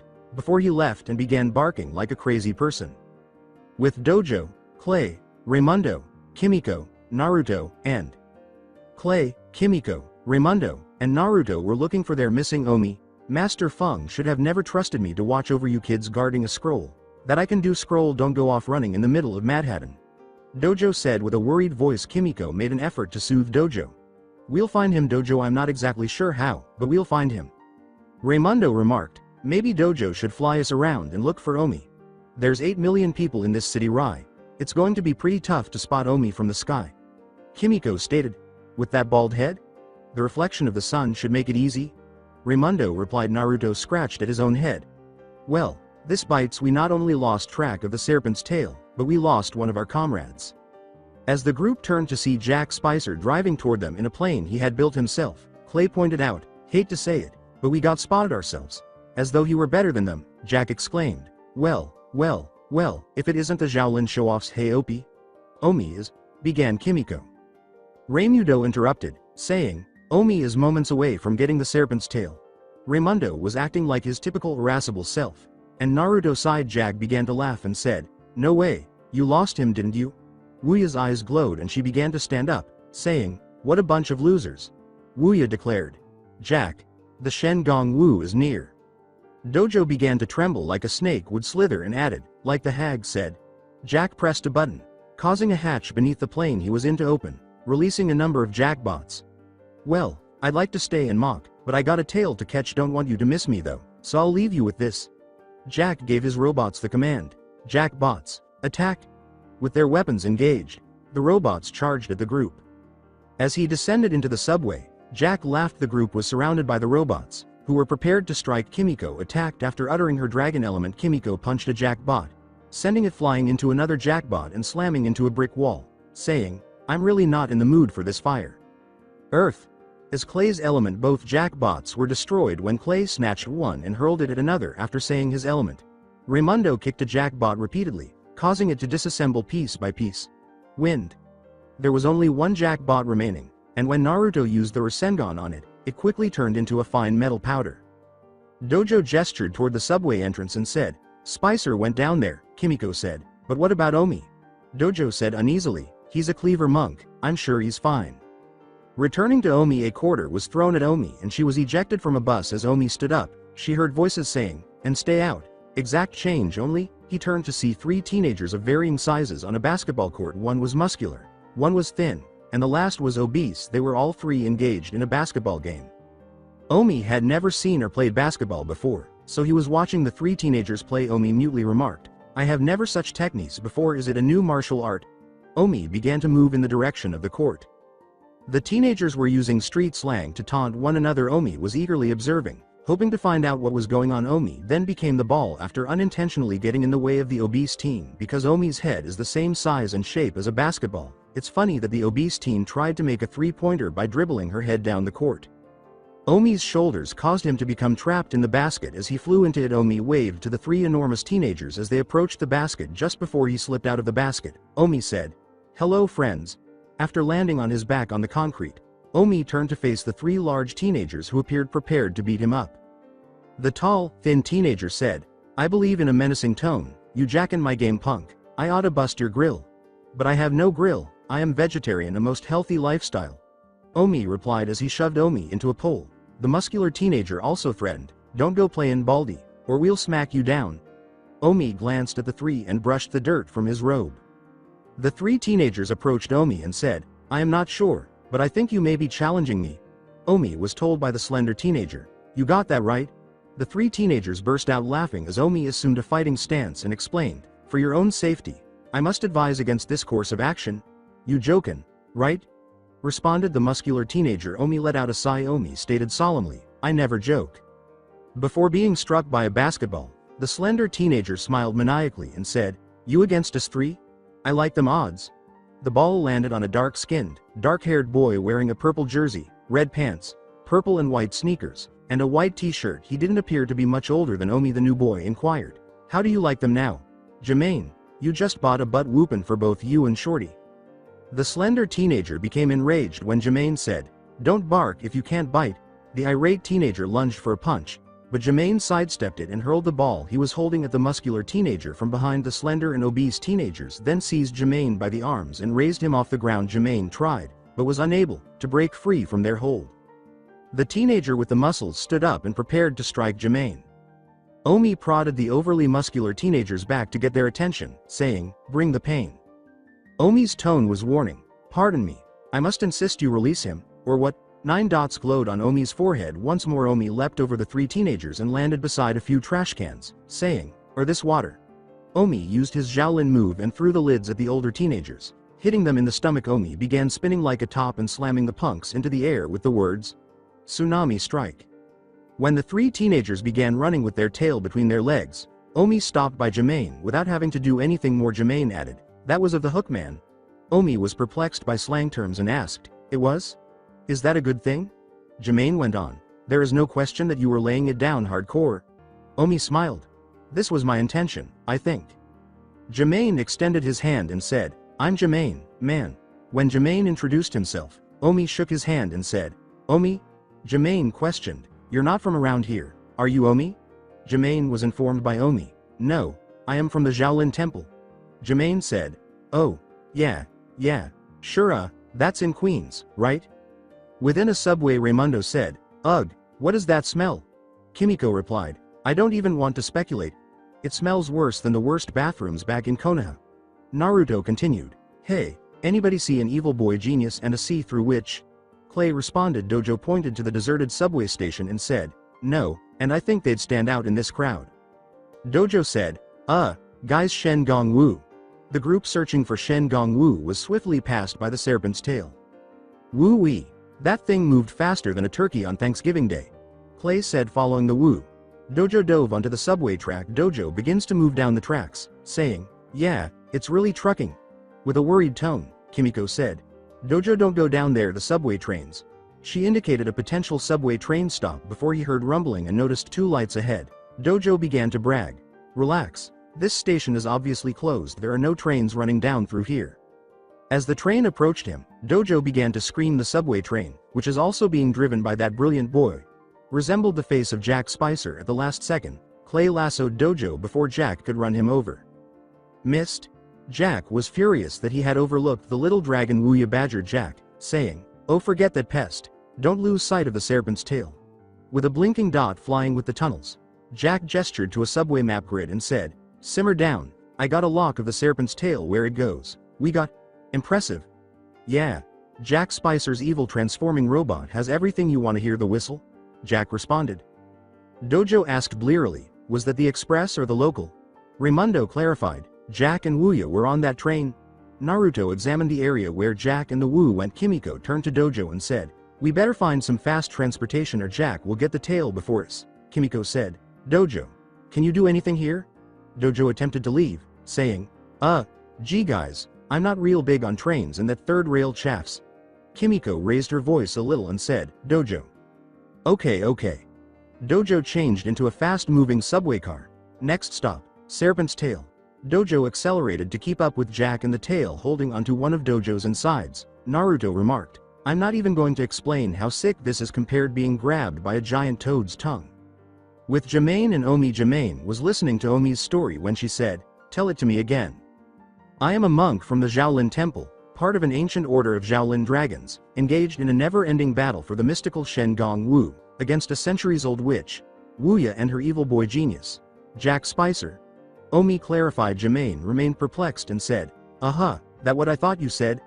I am currently looking for the serpent's tail, a most powerful Shen Gong Wu." Omi went on.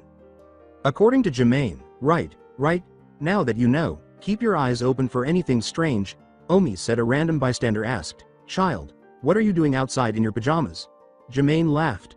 "Omi, right now you're the strangest on this street, we can take care of that." A few minutes after that, Jermaine grinned and said, "Now that's what I'm talking about." Omi emerged from behind a damaged section of a building and said, "Omi, player, I knew you had it in you." Omi questioned, "Am I as you say, bling-blinging?" The answer from Jermaine was, "Definte." As he began searching for the Shen Gong Wu, Omi remarked, "Jermaine, even though I like to reprimand, I must not allow it to take me away from my mission." Jermaine inquired, "This serpent's tail thing? According to Omi, correct?" Omi began to leave, saying, "Look for anything strange, until something went through the ground." Jermaine said, "Omi, dog, this is New York, strange here is normal." As it bounced around the wall, the serpented tail went by Jermaine and Omi. But this might qualify. Omi shouted as she leapt off and tried to capture the Wu, the serpent's tail. When a huge robot emerged from the subway, Omi began to hear a rumbling noise and felt the ground begin to shatter. Still unsure of what had just transpired, Jermaine remarked, "Yeah, this is definitely strange. I guess these are the bad guys." I know it's a bad pun, but the Wu bounced off a building with Jack Spicer on its tail. With its robotic hand, the robot grasped the tail. "Okay, got the Shen Gong Wu now, a little vaporizing our enemies and we'll call it a day," Jack stated to Wuya. The robot looked at Jermaine and Omi. The only thing Omi could say was, "Oh." The arm of the robot transformed into a cannon of energy. The cannon roared to life and was ready to shoot at Omi. Fearful of being blasted, Jermaine said, "Omi, dog, maybe we should run." Dojo emerged from the ground in his 40-foot dragon form. Just as it was ready to catch fire, Dojo forcefully struck the robot with his head, causing it to fall backwards. The Wu began to fly away as the tail's hold was broken as he landed with Naruto, Kimiko, Clay, and Raimundo on his back. Dojo began to contract again. "That's a dragon?" inquired Jermaine. Dojo rubbed his chafing body and said, Ow, told y'all it chaffed." Omi called, "Dojo, you're alive, don't scare us like that again, we were so worried." Raimundo began to get dramatic. Before he stopped, Raimundo created a dramatic scene that had everyone's attention. Naruto rolled his eyes, saying, "What? I was worried." "You didn't have to get all dramatic about it, even I wouldn't act like that."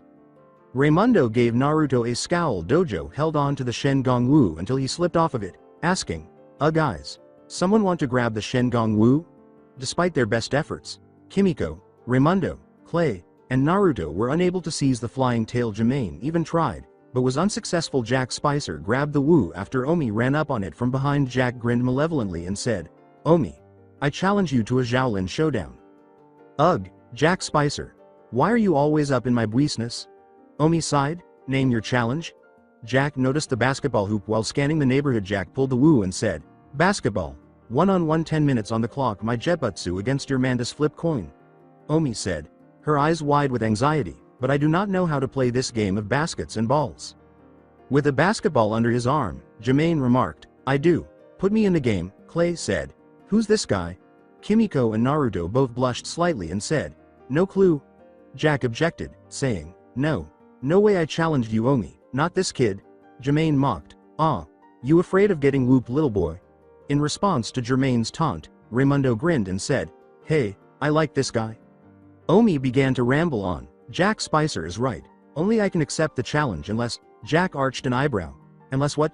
Jack interrupted Omi, saying, unless I challenge you to a Shenyi be you dare, me and Jermaine against you and, who? Wuya.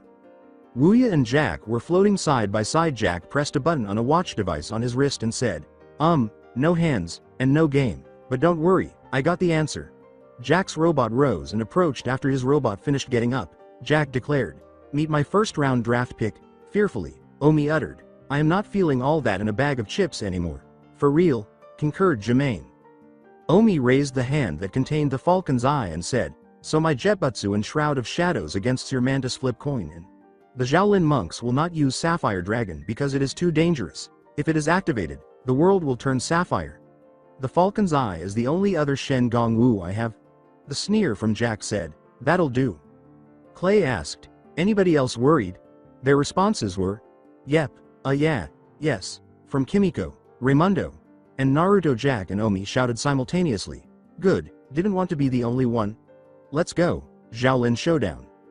Showdown starts flashing. The majority of the blacktop came off, leaving only the metal outlines of the basketball court and the baskets. As the court began to soar into the air, Jermaine managed to hold onto one of the metal outlines just before he fell. Jermaine, who had never seen or participated in a Xiaolin Showdown before, asked in a perplexed tone, Omi dog, what is this? Omi pulled and said, this is a Xiaolin Showdown. Jack chuckled and said, yeah, I think I made a mistake here. Jack and Omi persisted in pulling the woo until the showdown began, saying, oh, you did make a mistake. The battle then started when the Serpent's tail changed into a basketball. The scoreboard read Xiaolin 0-2, Xiaolin 0-0 after Jack snatched the basketball and sunk it in the basket. Call me Air Jack. Jack confidently referred to himself. Naruto smirked while Kimiko, Raimundo, and Clay moaned at the cheesy moniker. Everyone chuckled at the appropriate moniker for Jack Spicer.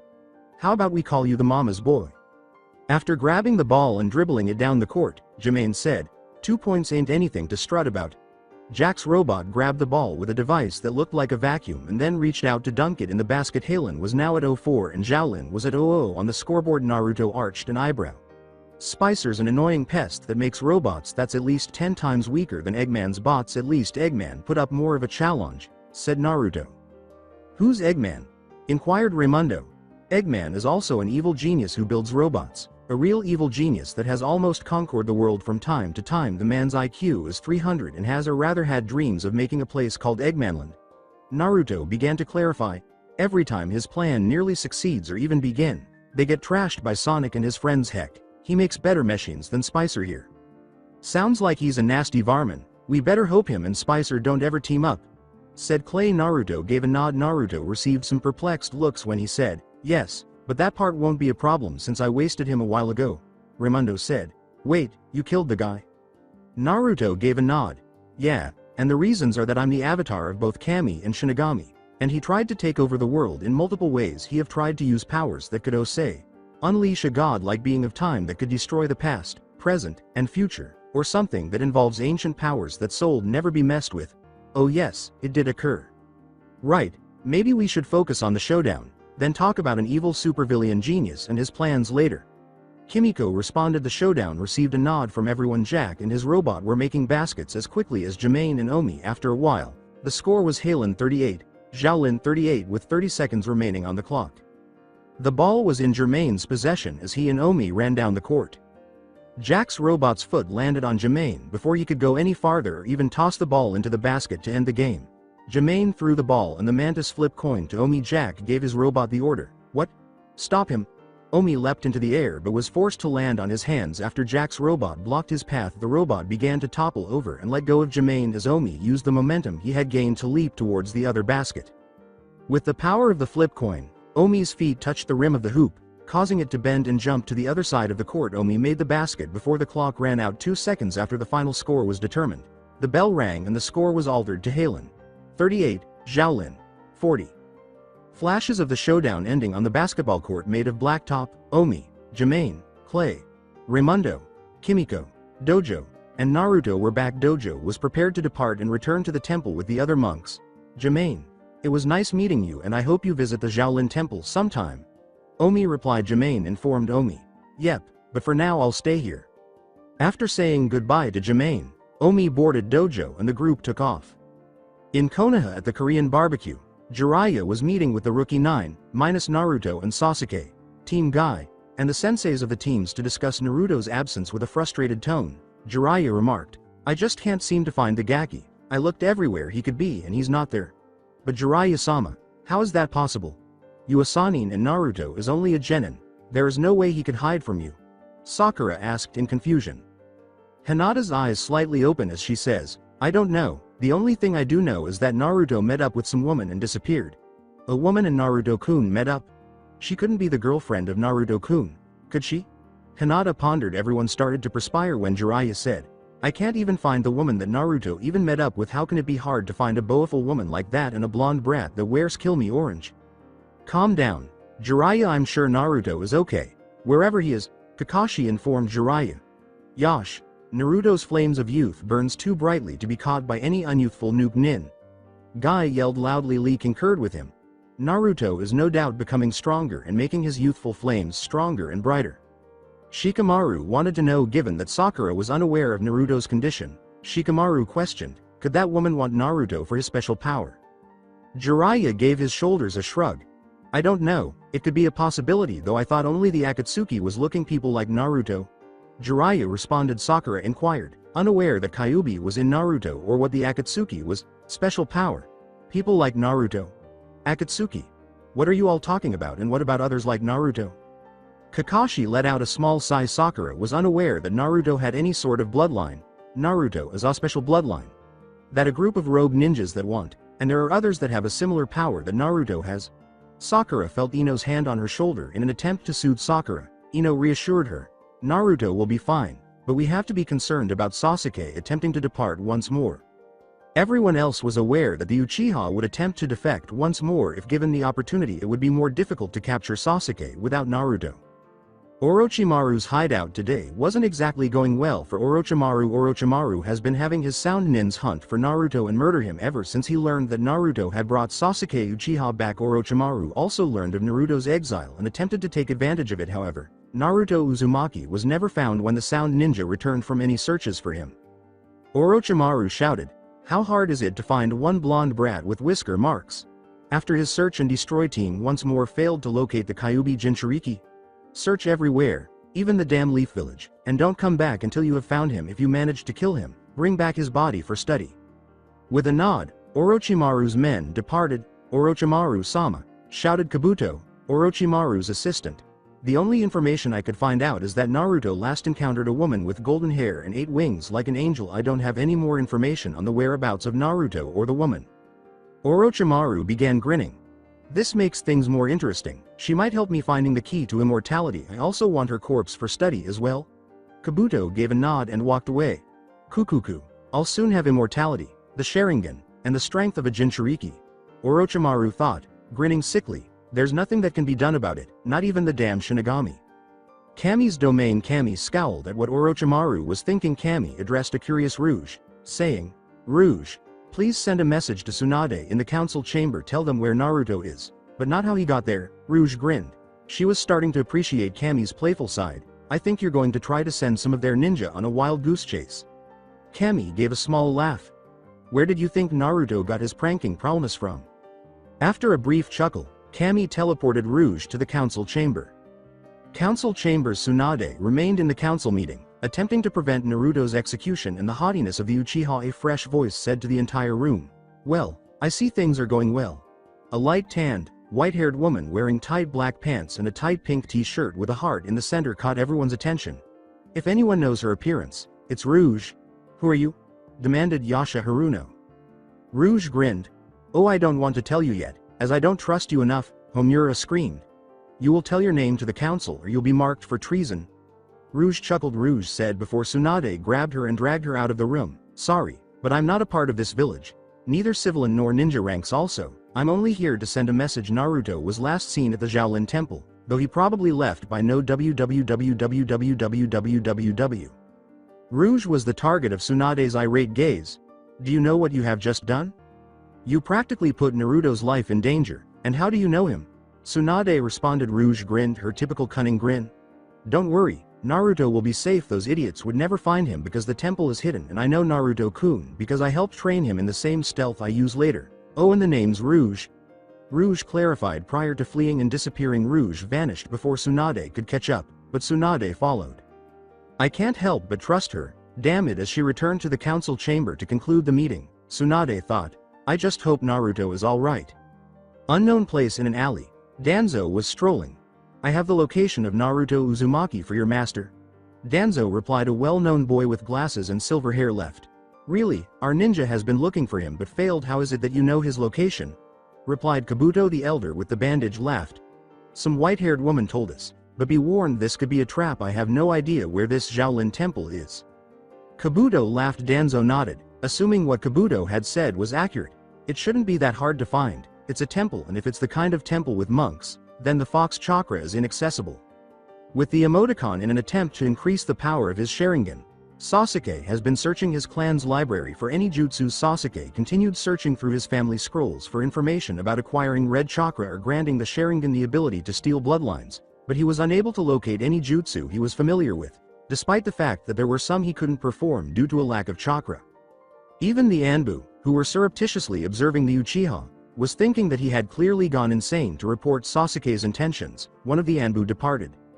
In the office of the Hokage, Tsunade was filling out the dreaded paperwork while sipping a bottle of sake as a precaution. She sent Jiraiya to locate the Xiaolin temple where Rouge claimed Naruto was. She is unaware of the Naruto in Otherworld's part. Both Sannin wanted to keep Naruto safe and believed it was in the western continent. Tsunade was unaware that the council had sent Hunter Nin to kill Naruto Uzumaki and retrieve his head behind her back. All of the Jonin and Rookie Genin, apart from Sasuke Teme, were concerned about Naruto. In fact, the majority of the shinobi in the village hoped that the blonde would be okay until the end of his sentence. At the Xiaolin temple again, Naruto was observing the stars and moon of this world from the roof of one of the buildings. The moons and stars are always lovely in the night sky, regardless of the world I'm in. Naruto reflected on the day of his exile from Konoha. Naruto had taken off his emotional mask. I probably wouldn't be here if the banishment hadn't happened. Kimiko's call caused Naruto to awaken. Kimiko, whose cheeks were slightly flushed, said, Naruto, please come down here, I want to tell you something.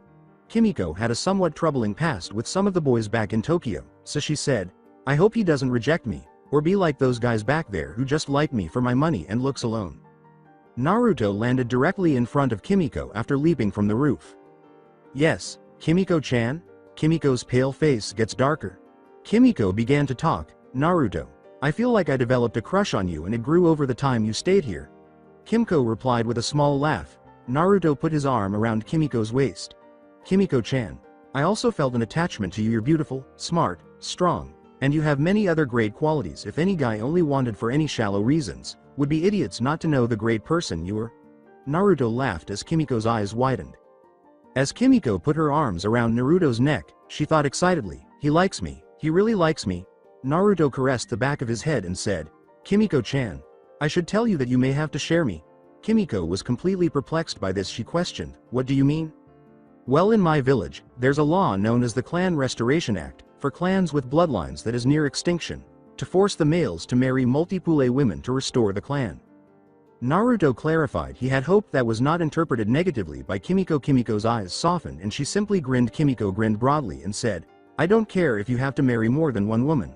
I know that if they all love you like I do and your big heart will love all of us, but I get to be your first when we're ready. The last part made Naruto flush. Why, for some reason, did that arouse me?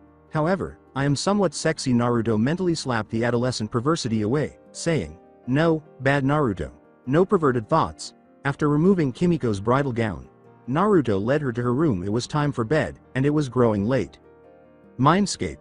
There were rabbits and other creatures running around in the peaceful forest where Naruto found himself. Okay. Either I'm higher, a familiar voice interrupted Naruto's thoughts. The Kyuubi emerged from its cage wearing a collar around its neck and said, "No kid, you're not higher in your mind again. Though I like the improvements after you took that damn idiot mask off. You're here because Kami and some white-haired woman want to talk to you." The collar now had the seal tag on it. By a stand of trees, Naruto turned to see Rouge and Kami with a wink. Rouge said, "Nice to see y'all again, Tiger." Rouge gave Naruto a hug, and his eyes grew wide. Rouge pressed the middle and index fingers of her left hand together and said, "RR Rouge." "How?" Rouge chuckles. "Shush. Let's not ruin the moment, Naruto-kun." Kyuubi and Kami perspired as they were both marginally disregarded. Ahem. Kami cleared her throat, drawing in Rouge and Naruto. Naruto parted ways and began to listen. Kami began to explain. "I suppose you want to know why I called you here." Kyuubi flinched slightly as he said, "The reason is to tell you Wuya's past," though Kyuubi knows some of her life. There is no jutsu flashback. Wuya was crying as a 10-year-old since Wuya's birth. Her mother had been dead, her father had expelled her from the home, and she was being teased and picked on by many of the children and villagers. Dashi, 10, had even made an attempt to be her friend, but all he did was make fun of her and the facial marks. "Despite my best efforts, I am unable to establish friendships with anyone. Why am I hated by all?" Young Wuya pondered the image of an adult fox rubbing the side of its body around Wuya's body and purring. If foxes can purr, shook her out of her reverie. It had 9 tails, which was the only abnormality. "What are you? I've never seen a 9-tailed fox like you before," Wuya responded with a gentle smile. The fox turned to face Wuya. "I'm known as the Kyuubi no Kitsune, and I smelled some blood and thought someone was hurt here. I find you crying. May I ask why you're crying?" Wuya wiped her face of the tears. Wuya sobbed once more as she said, "Everyone thinks I'm a freak of some kind because of these marks on my face." Kyuubi was saddened by the harshness of Chinese society. They view anything that is different in their eyes negatively. Like we are today mostly. "I don't hate you. I can tell you have wonderful potential to prove them wrong. In fact, I'll be your friend and help you along the way," Kyuubi replied. Wuya stopped sobbing and turned to face the fox. "You will?" Wuya gave the fox a hug after it nodded. "Thank you." Time skip. At least 20 years old, Wuya was using the magic that Kyuubi had given her. The Kyuubi complimented, "Okay Wuya, that's enough. I must say I'm impressed that you adapted to your magic so fast." Wuya grinned. "Thanks to you. If you hadn't helped me I wouldn't be where I am today." Well, if it isn't the legendary Kyuubi no Kitsune, and she's training the freak. How about training the Xiaolin Grand Master, Dashi? Dashi, who is now 20 years old. Kyuubi gave Dashi a growl. Dashi scowled at Kyuubi and said, "Why would I train someone who treated my best friend like crap? Not a chance in hell." Dashi then called forth the surrounding chi energy and sent Kyuubi to another world, preventing her from returning, saying, "Then if you won't train me, then I'll banish you from our world." As Dashi fled quickly, Wuya yelled, "Dashi you bastard, I will never forgive you for what you did. I will plan on making you suffer most." The rest is essentially what you already know. Wuya fights Dashi in a heated battle, and Dashi wins by pretending to be sorry and deceiving Wuya. Kai now, Naruto's ki was extremely high. He was similar to Wuya in many aspects. Naruto inquired, "May I ask where Dashi is?" Kami said, gesturing to an unidentified tree. Behind there, Naruto captured the Grandmaster Monk with his newfound super speed. Dashi attempted to defend himself by saying, Okay, I did pick on Wuya when she was younger, but I thought she was evil." Dashi was struck in the head by Naruto. After shaking her head, Kami had a thought. Kyuubi and Rouge grinned. They were aware of Kami's actions. Naruto would be able to befriend Wuya, but I think him knowing how to make Shen Gong Wu will aid him. Dashi handed Naruto a scroll for creating Shen Gong Wu, saying, "Okay. The secret is doing an array of seals and symbols, which is in this scroll. Then when that's done, take any item and think of what powers the Wu you want to make." "Thanks, and I won't make the same amount of Wu you did and make some that aren't useless," Naruto said to Kami. As Rouge, Kyuubi, and Kami all made a startled face, Naruto grinned a little and said, "Thank you for telling me, Ka-san." Kami said, How did you find out?" Naruto grinned. "When Raimundo snuck into my scrolls, I found that Ero Sennin planted yours and Dad's scrolls. One never expected that you and Dad were Kami and Shinigami." Kami laughed uneasily. Rouge kissed Naruto on the cheek and said, "All right, son, you now know the Shen Gong Wu's secret and Wuya's past. I think you should wake up now." Kyuubi smiled a little and said, See ya around, my foxy lover. Kit, please save Wuya from her darkness, she shouldn't be like this. Naruto gave a nod. I will, and that is a promise of a lifetime. With Sasuke, the fact that the other clans refused to give him their clan just you, which he believed was rightfully his, only made Sasuke even more enraged than before. He was still upset about losing to the dead last of the academy. Orochimaru was correct. I was being held back by this village. For more power, I have to return to him. Sasuke intended to slip away. In the lair of Orochimaru, another report that Kabuto was unable to locate the Xiaolin temple was received. This isn't possible. Damn it, Kabuto shivered at the thought. Orochimaru will definitely make me dress up in those close ones he wanted Sasuke to go to again. Although I think there is a term for it. Kabuto detested dressing up as a young, feminine boy.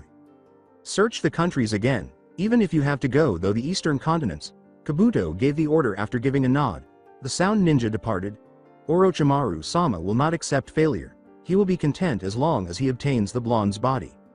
At the broken lair of Eggman, the blonde boy was being hunted down by Team Metal, the team name for Metal Sonic, Metal Shadow, and Metal Knuckles. It is difficult to track chaos energy through different worlds. This boy seems to be rarely use them. I did however notice fluctuations of chaos energy on a world. Even though they are small and separate, Metal Shadow stated. Metal Shadow was working on a screen when Metal Sonic turned to it. Metal Shadow chuckled metallically and asked, "Can you pinpoint it?" Metal Shadow hit a button, and coordinates emerged. Already did.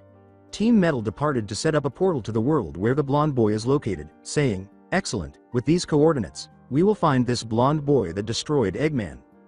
In Konoha, Tsunade summoned the Rookie 9 with Team Guy and all of the Rookie Team's senseis to her office. Kakashi questioned, "Tsunade-sama, why did you call us here?" Tsunade began to describe, with the exception of Sasuke, who desired to murder Naruto. There were gasps. Recently I found out Naruto's location, but the council did as well. Well, not his complete location, just where he's at. From what I know, he's something called the Xiaolin Temple. Xiaolin Temple? But Sasuke thought, there is power to be gained there if the Dobi is there. Tsunade-sama, I request permission to go on a search team to find Naruto. Sakura responded. Tsunade gave a headshake. Sasuke grimaced. The deceased was training to gain strength, so he should have been on the training trip. I'm afraid that's not simple. Jiraiya isn't able to find this temple, thankfully neither can the Hunter Nins, so Naruto's safe until he comes back from his training trip. With Naruto, when Naruto woke up, he felt a warm embrace. That's right, Kimiko asked me to stay with her last night, he said, looking down to see her head nestled against him like a teddy bear pillow. Naruto thought, I never thought she would be this cute like this, Kimiko moaned, but she still got up when she heard the words, Kimiko-chan, time to wake up. Kimiko kissed him on the cheek and embraced him tightly. Naruto grinned and said, "Morning, Naruto." Kimiko was confused when Naruto abruptly pulled out a scroll and said, "Morning, and guess what I got right here?" Kimiko inquired, "What's in the scroll?" Naruto laughed at Kimiko's surprise and replied, "I have the secret of creating the Shen Gong Wu." Kimiko nearly pleaded, "No way, how did you get it?" Instead, Naruto gave a little whistle. Kimiko looked at the ground and said, "Well, I almost beat Dashi up for treating Wuya like I was put through, but Kami prevented me from that. I didn't know Wuya was treated like you in your village." Naruto grinned. "True, but Wuya didn't have anyone try to kill her, only pick on her and hurt her when she was 10. Kyuubi befriended her, and over the years, Wuya was pretty strong with magic." "What happened next?" inquired Kimiko. Naruto's expression was dejected. Dashi found out about Kyuubi teaching Wuya magic and wanted Kyuubi to teach him, but Kyuubi refused and told Dashi to screw himself. Dashi, angry at Kyuubi and wanted to piss off Wuya even more, banished Kyuubi from this world. Kimiko let out a gasp. "You mean Wuya is like she is now because of losing her first friend?" Naruto grinned. "Kyuubi asked me to save Wuya from her darkness, but I thought you said Kyuubi was sealed." Naruto let out a sigh. Kimiko then recalled that the fox had attacked on the day of his birth and remarked, "Yes, Kyuubi was sealed, but the fox was too strong to be sealed in an item nor anyone with a chakra system." "Kyuubi was sealed was inside you, wasn't it?" Naruto nodded, assuming Kimiko would flee. Naruto was surprised to feel an embrace and hear some sobs at Kimiko's words. Naruto grinned and said, "Naruto, you are the strongest person I know. You can go through hell and back to protect those you love, even me." Naruto rubbed Kimiko's head and said, "Thank you, Kimiko-chan, I needed that." Naruto and Kimiko went to speak with Master Feng about what had transpired, saying, "Now let's tell Master Feng about this." Later on, Naruto had completed his account of what transpired while he was asleep. I had known that Wuya was not truly evil and the cruelness of Dashi's actions towards her when they were younger, but to convince Dashi to give you the secret to making Shen Gong Wu is unbelievable. Feng responded. The back of Naruto's head was being scrawled. Master Feng rubbed his chin and said, yeah, well, I was pretty ticked. When you plan on making new Shen Gong Wu, warn me in dojo before you do. With a nod, Naruto and Kimiko departed the room. Naruto said, hey Kimiko-chan, got any ideas for Shen Gong Wu? Kimiko considered it. One of the few things Naruto liked about Kimiko was her smile. Well, I know a few things I've seen on the net and TV back home that I wished was real.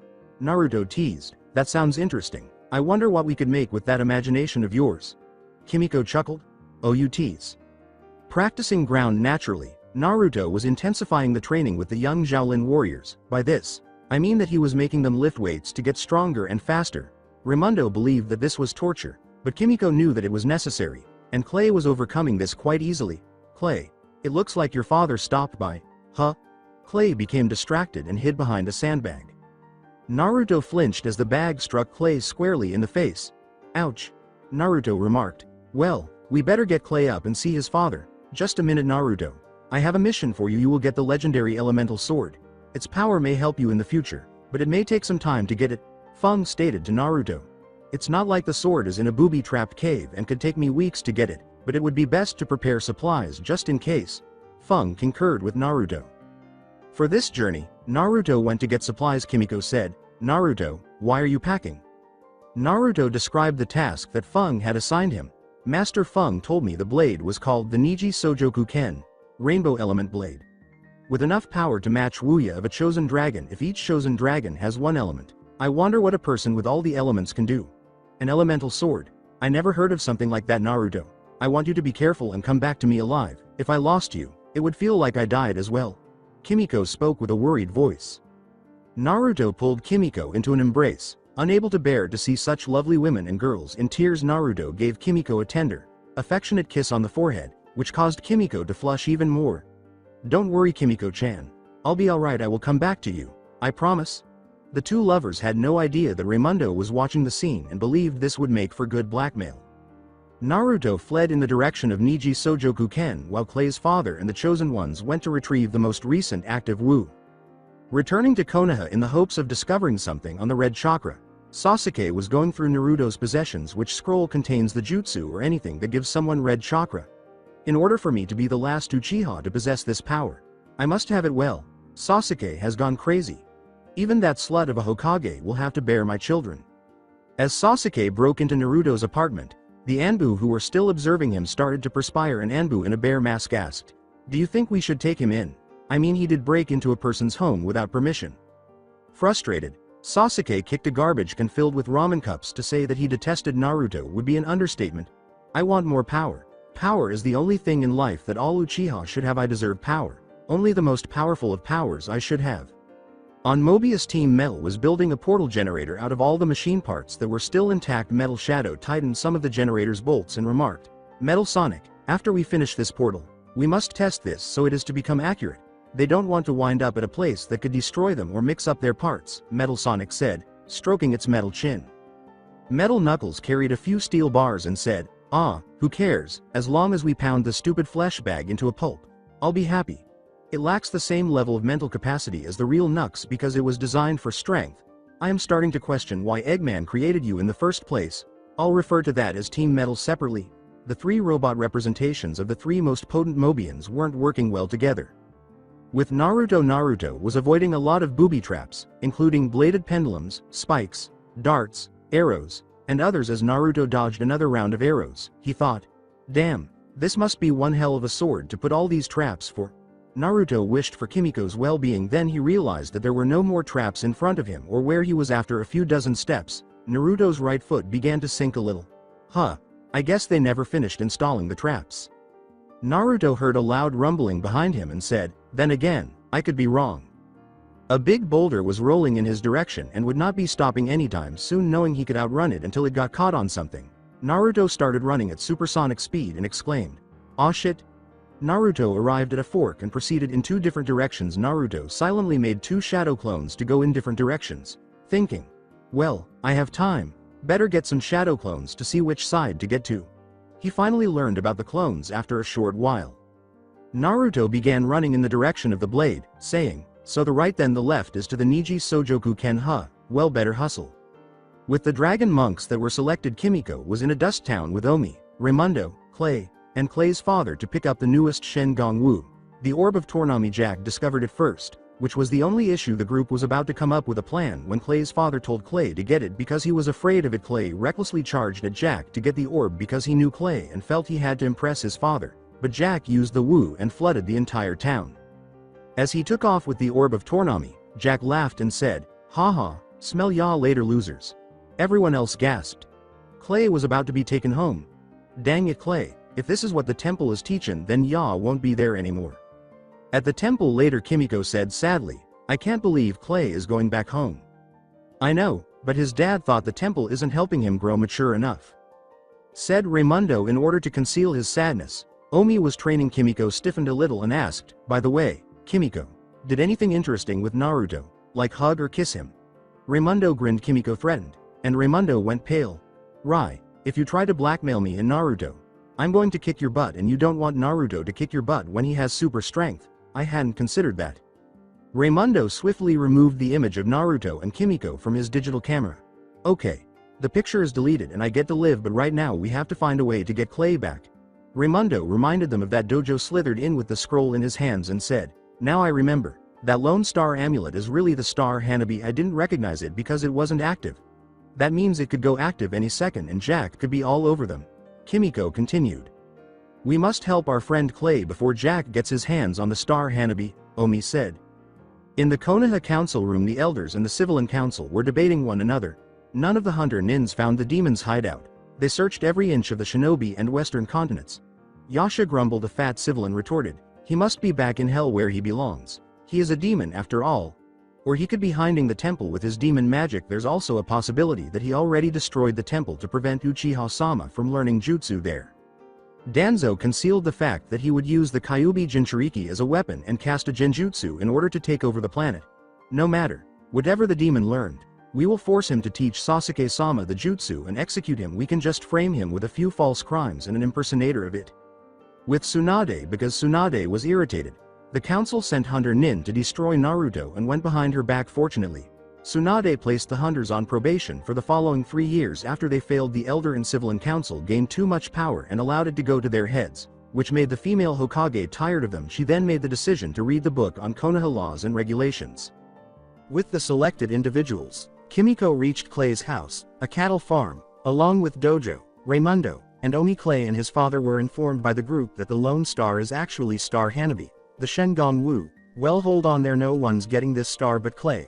And he won't get it unless he proves that he's a man," said Clay's dad. They stayed and tried to help Clay grow into a man because the group was determined to bring Clay and the Star Hanabi back to the temple. They performed tasks like herding the cattle. Old Betsy was the only cow on the ranch that could be milked, but Omi was learning how to do it. Betsy threw Omi out of the barn she was in because she didn't know how to milk a cow properly. These tasks were more difficult than those at the temple in the eyes of Kimiko, Raimundo, and Omi. By now, Clay must have been referred to as a man. Raimundo grumbled, "I can't take much more of this. Even my weights feel heavier than ever." For once, Kimiko concurred with Raimundo that this was excessive. "My friends, let us rest as we will be continuing this tomorrow," Omi responded. With Naruto, while he was throwing punches at an unidentified beast that was guarding the Niji Sojoku Ken, Naruto uttered the words, "Damn you, Dashi." After avoiding a swipe at him, Naruto kicked him in the head. Naruto ascended the pedestal's steps after finally knocking the beast unconscious. Naruto stepped on one of the sunk steps. On the way, Naruto saw 9 more of the same beast he had battled earlier and heard stone doors open. Texas as well as the Xiaolin temple around the world, people were shouting, "Dashi, you no good motherfucker. I'll kick your ass the next time I see you." People had questioned what or who could produce such a loud sound. Feng thought to himself, "It looks like Naruto is encountering some of the traps Dashi left in that cave." Naruto's shout-out was also heard by the selected one. Kimiko chuckled. Omi inquired about 2 inappropriate words for an 8-year-old. Raimundo wanted to beat up Dashi and wondered why Naruto cursed him, and Clay and his father didn't even want to bring up the topic. In Kami's territory, Kami shook her head. Dashi must have loved that sword a lot to take such good care of it. Dashi was laughing a little. The Grand Xiaolin Master reflected, "Perhaps I should also warn him about the stone Goliaths and gargoyles." He regretted ever putting up such a defense for the strongest elemental blade that was impervious to rust and time. Rouge's expression was worried. She hoped Naruto would be okay. Rouge. Cammy yanked Rouge out of her reverie at last. Rouge was reassured that Naruto would be okay, saying, Naruto will be alright and he never gives up. Although it was true that Naruto never gives up, Rouge felt that something was amiss in her home world. In the broken base of Eggman's in search of numerous metal parts and scrap pieces, Team Metal raced around the base in search of materials for an artificial chaos energy generator. Additionally, they were attempting to operate covertly so that no Mobian would be aware of their activities. Alright. Solder the wire to the motherboard and establish a power output. Instructed completed the task and only received half of the required output. Reading the room was crammed with blueprints, notes, and plans of everything Eggman had considered. Continue to look through the notes and plans Eggman left. There may be something there that will give us more power. In other places on Mobius, Mobian, a purple cat, was strolling through the park while thinking about the blonde shinobi she had previously met. Don't I like silver? She asked herself in her mind. A strong Mobian who could create and control fire. Blaze the cat wasn't sure whether she preferred Naruto or Silver the hedgehog. Blaze ran to the hedgehog with the silver fur and said, There's Silver, maybe I can ask him. Blaze noticed that Silver stiffened quickly and called out, Hey Silver, I need to ask you something. Why yes, Blaze? Silver turned away from the purple feline. Blaze couldn't understand Silver's refusal to confront her. Blaze began, I just wanted to know if you hey is that my lipstick? But stopped when she spotted a container of lipstick she recognized. Silver began to perspire. Okay. I have to tell you this, I'm in love with Shadow and I'm going to ask the Chaos Emeralds and Master Emeralds to change me into a female. Silver clarified. Blaze forced herself not to laugh, but she received her response. Blaze laughed and said, Right, I somehow expected this. Silver did have feminine features, and Shadow would have a lot on his hands if she turned into a woman. Blaze collapsed to the ground in laughter as Silver went off to carry out his scheme to get Shadow's attention and switch sexes. Oh my god, that is so funny, ha ha ha. Returning to the cattle ranch like yesterday, Clay, Kimiko, Raimundo, and Omi fed the cattle, guided them to water, and other tasks. Just as they turned to return, Dojo rushed past. Everyone gasped and rushed to the ranch when they heard the words, Guys, guys. The star Hanabi just went active, and to make it worse as Jack Spicer is there. They began battling the jackbots that surrounded the ranch. As soon as they got there, two jackbots held Clay's father down while Jack approached the adult cowboy. Jack removed the star from the man's neck and said, I'll take that. Clay broke free from the jackbot's hold on his father by charging through the blockade. As Kimiko tore through the shoddy bots, she frantically commanded, Clay, get the star. Clay watched Jack take off with the star. Jack's foot was lassoed by Clay, who then pulled, Get back here, ya dirty snake. Clay pulled the rope further. Jack dropped the Shen Gong Wu while straining the rope until it broke. Clay ran to the Wu and Jack dove to the same Wu, saying, I got it. You don't, Jack remarked. Then Jack activated the Orb of Tournami after taking it out. Orb of Tournami. The entire ranch was inundated by floodwaters that emerged from the orb. Jack Spicer. You forget my element is water. Omi replied. From the barn came a loud moo. Omi shouted, Betsy, and leapt to the cows rescue. Clay's father, Kimiko, Raimundo, and Clay swam up to the house's roof. Where's the star? Inquired Raimundo before Clay noticed it floating down a current. Everyone on the roof looked around. Clay ran back toward the Wu and said, I got it. Jack dove to get the Wu as well, and they both caught the star, which led to a fight. Flashes of Showdown. Little pockets of land began to form as the land began to rise up. The star Hanabi flew into the enormous stack of hay that was floating in midair. Gong Yi Tempai. Clay and Jack rode to begin their battle. Pitchforks. I don't know why they're riding on that. Jack and Clay also turned it into a Shen Yi Bu Dare. Clay wagered on the Serpent's tail and the Jebutsu, while Jack wagered on the Orb of Tournami and the Sword of the Storm. In search of the Shen Gong Wu, the two were flying in and out of the hay pile in an attempt to assist his son. Clay's father shouted instructions. Dang it, Clay. Look in the center, in the center. I'm trying, Daddy. Clay responded. Jack took out the Sword of the Storms as he began to lose patience. This is getting old. Sword of the Storms. The star Hanabi and the hay pile were flung into the air by the sword's wind-powered motion. Kimiko pointed to the glowing Wu that was blown by the wind and said, Clay, there's the star. Clay flew in the direction of the Wu's departing energy as the malevolent jerk that he is. Jack interfered with his jackbots after being flung off the pitchfork he was riding. Clay was forced back onto a pocket of land. I know that sounds strange, dang nabbit, no more Mr. Nice Cowboy. Clay seized the Serpent's tail. Serpent's tail. Clay began to fly in the direction of the intangible and star Hanabi. Jack said, "Jackbots, stop him." The aforementioned bots tried to attack with their blades and claws, but they defeated one another. Clay deactivated the Wu and climbed onto the pitchfork as a fresh one flew in his direction. It was essentially a game of chicken because Jack was on the other side of the floating star. Neither side backed down as the two charged at one another. In reality, Clay won the fight because Jack gave a last-minute girlish screech and took off. Flashes of the showdown ending. In addition to winning the fight, Clay had earned his father's respect. "Keep the star, son. I was wrong about you. You are man enough and the temple teaching you to be one." Clay grinned with a, "Thanks, Daddy." Clay gathered his belongings and mounted dojo before heading back to the temple. Clay gave his father one final wave. Raimundo remarked, "It's good to have you back, Clay." Clay remarked, "It's nice to be back, but where was Naruto?" Raimundo and Omi had the same question. Omi said, "Yes, where is our friend? He's off to find a legendary sword dash he hid." And that shout must have been Naruto getting frustrated at one of the traps. Kimiko clarified, "Naruto's after the Niji Sojoku Ken? With that, we could easily wipe the floor with that blade on our side." Dojo responded by asking. With Naruto bang bang bang. Naturally, Naruto had to shoot off the limbs before he could use his chaos energy created guns to defeat the stone sentries. Naruto shot more of the stone sentries and gargoyles. "Damn it, Dashi, why in hell's name do you put so many fucking traps? Kit, for once I agree with you there, that blade better be damn powerful to be this well guarded." In Konoha, Jiraiya was peeking on women for his Icha Icha Paradise book because he is a super pervert. Unfortunately for him, a random flying boulder struck him. From where did that boulder originate? Jiraiya questioned how someone other than Tsunade could toss a boulder in that manner. With Tsunade gave a "Achu" sneeze. Tsunade returned to her paperwork. "I believe a pervert is mentioning me. If it's the specific white-haired pervert, I'll kick his ass." Team Guy and Rookie 9 Sasuke ordered the team senseis to teach him all of their jutsu. Asuma responded, "Look, Uchiha, we aren't going to teach you. You don't command us, so bug off." Sasuke growled. "Sasuke, that's enough. Don't make me report to the Hokage about your behavior." Kakashi made a threat. Shino and Shikamaru stayed passive. Kiba was tempted to kick the Uchiha's butt. The girls were repulsed by the Uchiha. Shoji was distracted by his ramen. And the rest of the Rookie 9 and Team Guy detested the Uchiha. Sasuke complained and went, naturally choosing to use his Sharingan to spy on the other clans and steal their jutsu. Yes, it seems like Sasuke is going completely crazy. Let's examine how Naruto, after confronting a fucking army of guards that could have easily overrun the planet without warning, Naruto was finally making his way to the Niji Sojoku Ken. Really, he had to face that many guards just to get to the sword.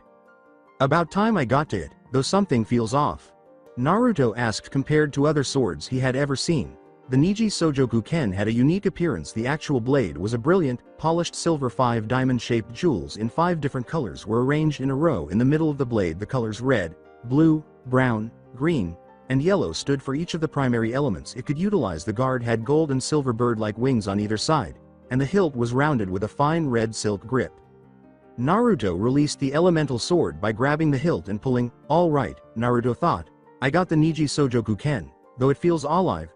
Naruto put the sword in the sheath after it appeared on his back, probably due to the sword. After turning around, Naruto began to exit the dungeon he was in. Xiaolin Temple. Because no Shen Gong Wu was activated, the chosen ones were bored. According to Raimundo, "Who long has it been?" Clay responded to the question by saying, 6 weeks, 4 days, 7 hours. With Naruto gone, Kimiko moaned because she was so lonely and bored. The other 3 were taken aback by Omi's sudden joy as she exclaimed, "Cheer up, my friends. This gives us more time to do more activities together." Later on, Raimundo, Clay, and Kimiko blamed one another for the poor performance of the 4 tried teamwork. Omi was making every effort to become friends with all 4 of them. "Please, my friends, we should work together as friends," Omi begged Clay. Kimiko and Raimundo ignored this and left for their rooms to avoid one another. 3 of the 4 selected individuals were shouting at one another throughout the day. Omi started to say, "Omi, could you please let Clay know that he's in my light?" But Clay interrupted. Omi said, "Omi, tell Kimiko I can meditate anywhere I like." He turned back to face Kimiko, but was interrupted once more. With an impeccable impersonation of the demon head jutsu Uruka employs, Raimundo yelled, "Omi, please tell Kimiko and Clay that they're both giving me a headache." Fortunately for poor Omi, Dojo entered. Dojo began to shake and point in 2 different directions. "Guys, a Shen Gong Wu just went active." "Oh, no, wait, 2 are going active at the same time." Jack's location. Wuya yelled, "Jack, While her eyes were glowing, Jack glanced at the spectral Xiaolin witch and said, 2 Shen Gong Wu are activating at the... No, it can't be. 3 Shen Gong Wu are activating at the same time. How can I get any Wu when someone keeps on eating all my pudding cups? Jack laughed. But Wuya began to shake even more. Jack, worry about your stomach later, we must get those Wu. Wuya snapped. Wait, it not possible. Jack's place in the temple at the same moment, Dojo and Wuya said, this is ridiculous, it's not 3, but 4 Shen Gong Wu are activating at the same time. I apologize for the last chapter. I tried to abbreviate metal into AM with a period, but it didn't work. I'm trying something else, in Eggman's lair with Team Metal. He had constructed the chaos energy generator himself, or it had built itself, and Metal Sonic had connected the power cables. The impurities in the metals were being pounded by Metal Knuckles in order to incorporate them into the teleporter. The more sophisticated stuff was being worked on by Metal Shadow to teleport. Everything had to be flawless. My dream of becoming the real Sonic will soon come true, Metal Sonic mused to itself. In another location on Mobius, Amy was about to jump on Sonic when a black blur whizzed by them while Sonic and his friends were chatting. Sonic exclaimed, "What the heck was that?" A familiar but feminine voice said, "Shadow? Wit up." "I think that was Shadow, but why is he?" Then a light green line followed a silver blur as it passed. Knuckles answered, "I'm not even going to ask." Kami's domain. While Team Metal was constructing a teleporting gate that would allow them to enter the world where Naruto was, Rouge and Kami were observing Mobius. Rouge worriedly said, "Please, Naruto-kun, have the strength to defeat those metal knuckleheads." This must occur because Kami knew she couldn't muck with world affairs so carelessly. With the dragons that were selected, Dojo started the list of Shen Gong Wu by saying, "First up is the Lotus Twister. It can turn the user's limbs like flexible rubber," Kimiko said, leaping out of Dojo and landing in the marshy jungle. "I got this one." Then Dojo read from the scroll. "Okay. Next is the Longi Kite, which allows you to fly with the wings of a dragon." Raimundo landed on an island to locate the Wu that was there, saying, "As long as it gets my away from the others, I'll catch some rays." Then there is the Tongue of Siping, which enables you to communicate with animals. "Woo-wee, I'll gather this Wu Dojo," Clay boasted, as Raimundo ought to Clay sprinted across the icy wasteland to locate the tongue. Finally there's the Sun Kai Lantern, which combines you Kai with anyone around you. "But I tell ya, hot, cold, and hot again is not good for my skin." Dojo was upset. Omi began searching the desert sands for the Sun Kai Lantern. At Jack's house, Wuya stopped Jack just as he was about to leave to gather the Shen Gong Wu. "Jack, in order to gain the Shen Gong Wu, I called some old acquaintances," Wuya replied. Jack became irritated when a girl wearing a catsuit suddenly appeared. A white robot with the ability to change into different forms followed, and at last there was a very obese man wearing a ninja suit. Wailing, Jack said, "Oh no, not them." Catnap gave a little laugh. "What's the matter, Jackie? Upset because you can't gather all the Wu by yourself, or that Wuya here has a better plan than you do?" Catnap asked. Jack was extremely irritated. "No, he was furious." Wuya intervened. Jack screamed, "Hey, nobody torments me," but was disregarded. Now is not the time to torment Jack. We can do that later. As the chameleon bot transformed its head into the same faces as the 4 Xiaolin chosen ones, Wuya concluded, "Right now we must use the old tactic you humans call the divide and conquer tactic. With it, we will defeat those Xiaolin pests once and for all." In the swampy areas later on, Kimiko was growing impatient. After searching the swamp for the Lotus Twister, Kimiko heard a purring sound and said, "I wish I could have used Naruto's shadow clone jutsu, then I would have found this Wu already." Kimiko demanded, "Catnap, what are you doing here? Trying to seal the Wu?" Catnap smirked cattily before the two noticed the Lotus Twister floating down the water in the swamp. Kimiko assumed her battle stance and said, "You hit the nail on the head." The two stunning females leapt out of the Wu. On the island, on the lovely, peaceful island, Raimundo was idly looking for the Longi Kite. Basically, you get the idea. Even I would do the same. After a few hours of walking and looking, he eventually found the damn thing. Raimundo noticed a gorgeous blonde wearing a red lifeguard bikini as he picked up the Wu. "Jiraiya. I thought I'd sex it up a bit, Ignika." "Damn it, Jiraiya, no interfering with the story." The attractive blonde leaned over to show Raimundo her assets, and asked, "May I have that kite?" Due to his slightly awake and perverted nature, Raimundo nearly gave the woman the Wu. When Raimundo saw the woman's legs transform into the chameleon bot's legs, he trailed off. "I would like to, but..." Raimundo concluded, "I don't give things to strangers." After cocking its head to the left, the chameleon bot switched its arms and reached for the Longi Kite. Refusing to let the chameleon bot take control of the Wu, Raimundo held onto the kite. With Clay in contrast to people who are accustomed to cold temperatures, such as Wisconsinites or others who live in regions that experience extreme cold during the winter, Clay wanted to locate the Wu quickly and leave the frozen wasteland. Being from Texas, it is only natural for him to dislike the cold somewhat. Where is that tongue?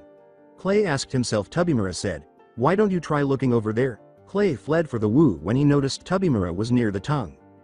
In order to allow Clay to arrive in time for a Xiaolin showdown, Tubimura started his portion of the plan.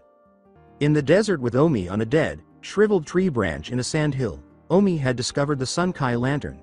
The Sunkai lantern! Exclaimed Omi. Jack hovered in with his hoverpack while Omi ran in the direction of the Shen Gong Wu in his battle stance. Omi said, ha ha ha. Hello Opie. Jack Spicer, you are not going to take that Wu for your evil poor poses. Jack and Omi both grab the lantern and say, I'd like to see you try. I challenge you to a Xiaolin showdown, my monkey staff against your orb of Tornami. With Catnap and Kimiko. During her confrontation with Kimiko, Katnape declared, my shroud of shadows against you Star Hanabi. With Tubimura and Clay. Tubimura's throat cleared, I wager my changing chopsticks against your serpent's tail. With the chameleon bot and Raimundo, my fist of Tabigong against your falcon's eye. Was the initial attempt by the chameleon bot to engage Raymond in combat. The four selected dragons, as each of the four performed a different type of showdown, they all said, I accept, let's go, Xiaolin showdown. With Naruto after escaping the cave containing the Niji Sojoku Ken, Naruto desired to use its power for training. How are the others doing? I wonder. Naruto thought. I hope they're okay without me, even if they don't like Kimiko-chan enough to want to make out with her for a long time. But why is it that I feel like something is off? Shrugging his shoulders, Naruto dashed toward the temple at supersonic speeds. Naruto would undoubtedly arrive quickly. The four Xiaolin dragons are having problems, but Naruto is unaware of this. Returning to Team Metal at last, Team Metal had completed the construction of the dimensional gate and the artificial chaos energy generator. Since Metal Sonic doesn't know much about the blonde boy, they also made a scaled-down version of the generator as a backup. Metal Shadow said, Master, we have the coordinates in the gate and ready. Shall we proceed? Metal Sonic gave a nod. Yes, once we find the blonde boy and destroy him, we will be able to destroy our weak organic fakers. Metal Sonic sighed. He placed his metal knuckles together and tapped them. Metal Knuckles pumped his fist in the air and yelled, let's go, finally, I get to pound on that brat. Metal Sonic ordered, down Metal Knuckle Boy. We still don't know the extent of the boy's power. Unfortunately, a certain purple cat who had noticed some odd activity over the past week heard Metal Knuckles shout out. Blaze jumped in, thinking, I won't let them harm Naruto-kun. Blaze jumped in front of Team Metal before they noticed her. Blaze released flaming sparks and said, I'm not letting you harm Naruto. Metal Sonic and the other two robots began fighting Blaze, saying, insolent pest, once I deal with you, I will travel to find this, Naruto, and destroy him. With Catnap and Kimiko, avoiding the crocodiles, or were they alligators, was the difficult part of Kimiko's showdown, which was about getting to the Lotus Twister before your opponent. Catnap was far ahead of the Wu in pursuit. The fact that the two girls are operating jet boats makes the confrontation even stranger. Kimiko thought, I need to locate the Lotus Twister before Catnap. After spotting the Lotus floating by, Kimiko leapt from the boat and off each lily pad. Catnap took out her cell phone and gave Kimiko a sly smile. Catnap called into her cell phone and said, Operator, please connect me to Kimiko to Homiko. When Kimiko's cell phone began to ring loudly and the lily pad she was on began to rock, it turned out that it wasn't a lily pad but rather one of the gators, which caused Kimiko to lose her balance and have to jump on a tree. The gators began chomping at Kimiko as her cell phone rang once more. In order to get the gators to follow her as she crawled deeper into the tree, Kimiko threw her cell phone with a catty smirk. Kimiko saw Catnap holding the Lotus Twister and let out an angry sigh. I win, was Catnappy's playful way of saying it as Kimiko struggled to escape. Catnap pulled out a net gun, fired a net, and caught her. With Tubimura and Clay. Tubimura was doing fairly well for a fat ninja wannabe, and Clay's showdown challenge involved racing to the Wu and navigating the obstacles. Tubimura and Clay had escaped the falling ice boulders and flying snowballs. A massive ice wall that extended for a considerable distance prevented them from continuing. The Serpent's tail was extracted from Clay's hat with a Serpent's tail command. Clay activated the Wu and soared through the ice. The complaint from Tubimura was, that hardly seems as fair. While continuing to fly intangibly through the ice, Clay saw Tubimura running alongside the unobstructed ice wall and following him. Well, Clay thought, I'll be a donkey uncle, he's keeping up. At last, Clay emerged from the ice wall just a few meters separated us from the tongue of Siping. Tubimura and Clay were on the other side of the Wu. The two big men's only issue was that the ice was thin and crumbling. A fish struck Clay in the face just as he was distributing his weight evenly. Clay was surrounded by fish that Tubimura was throwing. Clay questioned, "What in tarnation are you doing?" Tubimura laughed, throwing out a snack. "Sorry, but I'm more of a steak kind of guy." Clay narrowly avoided another thrown dead fish. The sneer from Tubimura said, "They aren't for you." The ice beneath the cowboy was broken when seals suddenly appeared and began consuming the fish that were near Clay. Changing chopsticks. Tubimura tiptoed to the tongue and activated the Wu he had received from Jack in a tiny, high-pitched voice. Tubimura declared, "The tongue is mine." Clay inquired, "Do ya have a blanket to spare?" Now that he was back to his normal size, Tubimura took out a sack and took Clay. With the chameleon bot and Raimundo, the Longi kite took off and disappeared. The chameleon bot used the same feminine voice it used when it was disguised as a woman to say, "The Shengong Wu hides and we seek it." Raimundo pulled out his selected Wu and remarked, "I got the edge with the falcon's eye." A tsunami large enough to sink an island struck the same island because the two were unaware that the additional difficulty of the confrontation was being underwater. The chameleon bot transformed back into the woman while submerged, but for some reason, it did not change back. Raimundo took a deep breath before plunging beneath the water's surface using the falcon's eye to find the Longi kite. Raimundo swam down and saw that the chameleon bot had transformed back into a shark. Raimundo tried to attack the metal shark by avoiding the attempted bite and grabbing onto one of its fins, but it transformed into an octopus or squid. I'm not sure what kind it is because it was so shoddily constructed, and wrapped one of its tentacles around him. "Man, the Xiaolin warriors are losing a lot of these battles." "Okay, you got the Wu, so leave," Raimundo angrily said as the chameleon bot, shaped like an octopus or squid, turned its head and grabbed the Shengong Wu, winning the battle after placing the kite on its back. The chameleon bot bound Raimundo's arms and body with a special capture arm that Jack had installed. The transforming robot flew to Jack's lair to complete the plan after capturing Raimundo. Alongside Jack and Omi, the goal of Omi and Jack's battle was to cross the desert first and reach the Wu, but there was a twist. Jack and Omi were both required to carry a glass of water, and they were not allowed to spill any due to a sandstorm that threatened to blow the glass out of his hand. Omi was having some difficulties. The fact that Jack was half monkey and half human due to the monkey staff made his life easier. Jack was able to keep his hands free and use his tail to carry the glass as a result. Jack said, "Don't worry, Opie, I left you a few friends while I'm gone. Ha ha ha." He then turned on his Jackbot's desert model as he began to battle the Jackbots. Omi remarked, "Your joke is most obvious, SP. Jack Spicer." Jack joked, sarcastically, "They're upgrades. Get it, upgrades, ha ha ha." Jack went on, "Ah, you're no fun anyway." Omi screamed. "Water." While tearing through the upgraded Jackbots during the battle with the Jackbots, Omi landed and caught his glass of water, but this gave him an idea before Omi ran quickly, using Jack as a stepping stone, and ran up to the tree that held the Sunkai lantern. Jack was getting close to the tree about to complain. Jack said, "Hey, your water." Omi spat back his water into his glass. "I win your showdown with a twist, Jack Spicer." All Jack could do was step away from the monkey staff and droop his head. Back with Team Metal and Blaze. Blaze was not having a good time. She was up against 3 extremely strong robots that Eggman had created in order to beat Sonic. Blaze was fortunate to sustain only minor wounds. "I can't continue like this. With my fire, it's difficult to melt these things." Blaze thought. Metal Sonic threatened, "I've had enough of you, pest. Move or be destroyed." Metal Knuckles was prepared to attack Blaze with his power-enhanced fists, and Metal Shadow was armed. Blaze leapt at Metal Sonic, causing the blue Metal Hedgehog to fall onto the Dimension Gate's control panel. When the gate opened, a portal to an unknown location was revealed. Now that he was angry, Metal Sonic threw Blaze at the portal. Metal Sonic said, "Let's move, we can deal with her later." The other two metals nodded and leapt through the portal, oblivious to the fact that the crushed controls were arbitrarily altering their destination.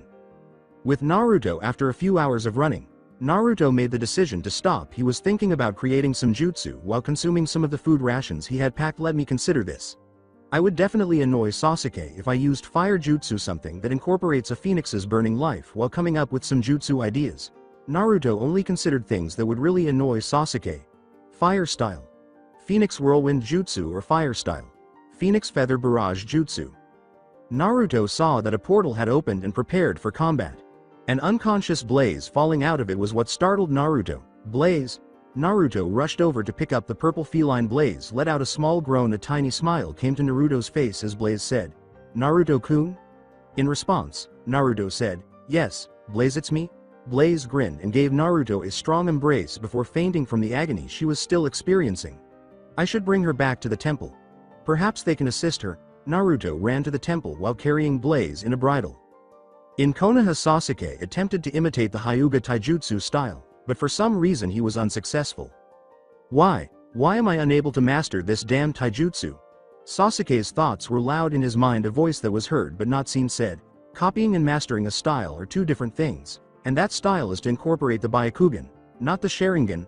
Sasuke demanded, where are you? Who are you? Show yourself.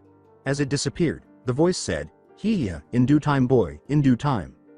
With his Sharingan blazing, Sasuke was scanning the area for the source of the voice. Sasuke roared in frustration after a few minutes of searching and failing to locate the person he had heard. As with all future Uchiha, Sasuke thought, I will have whatever power I do not have and claim it as my own. Danzo's hideout. Danzo was unhappy because his plans were not succeeding as expected. The old Warhawk told himself, I will have the Kyuubi container, even if I have to destroy Konoha to do so.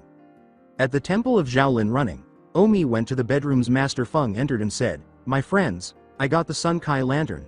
Master Feng turned on the lights and remarked, they are not here, Omi. Omi couldn't believe his friends had been taken, and he felt responsible. They have been captured by the Heian forces. I'm afraid you and Naruto are left. Naruto emerged from his room and remarked, Omi, don't blame yourself. The old divide and conquer tactic was used. When I heard they were captured, I was about to blame myself for not being there. Master Feng told me it wasn't, and this might have happened even if I was there. Naruto clarified. Master Feng gave a nod, being fully aware of Wuya's strategies. Omi retorted, but our friends are in danger. Naruto grinned and remarked, I know, but I think I have a plan.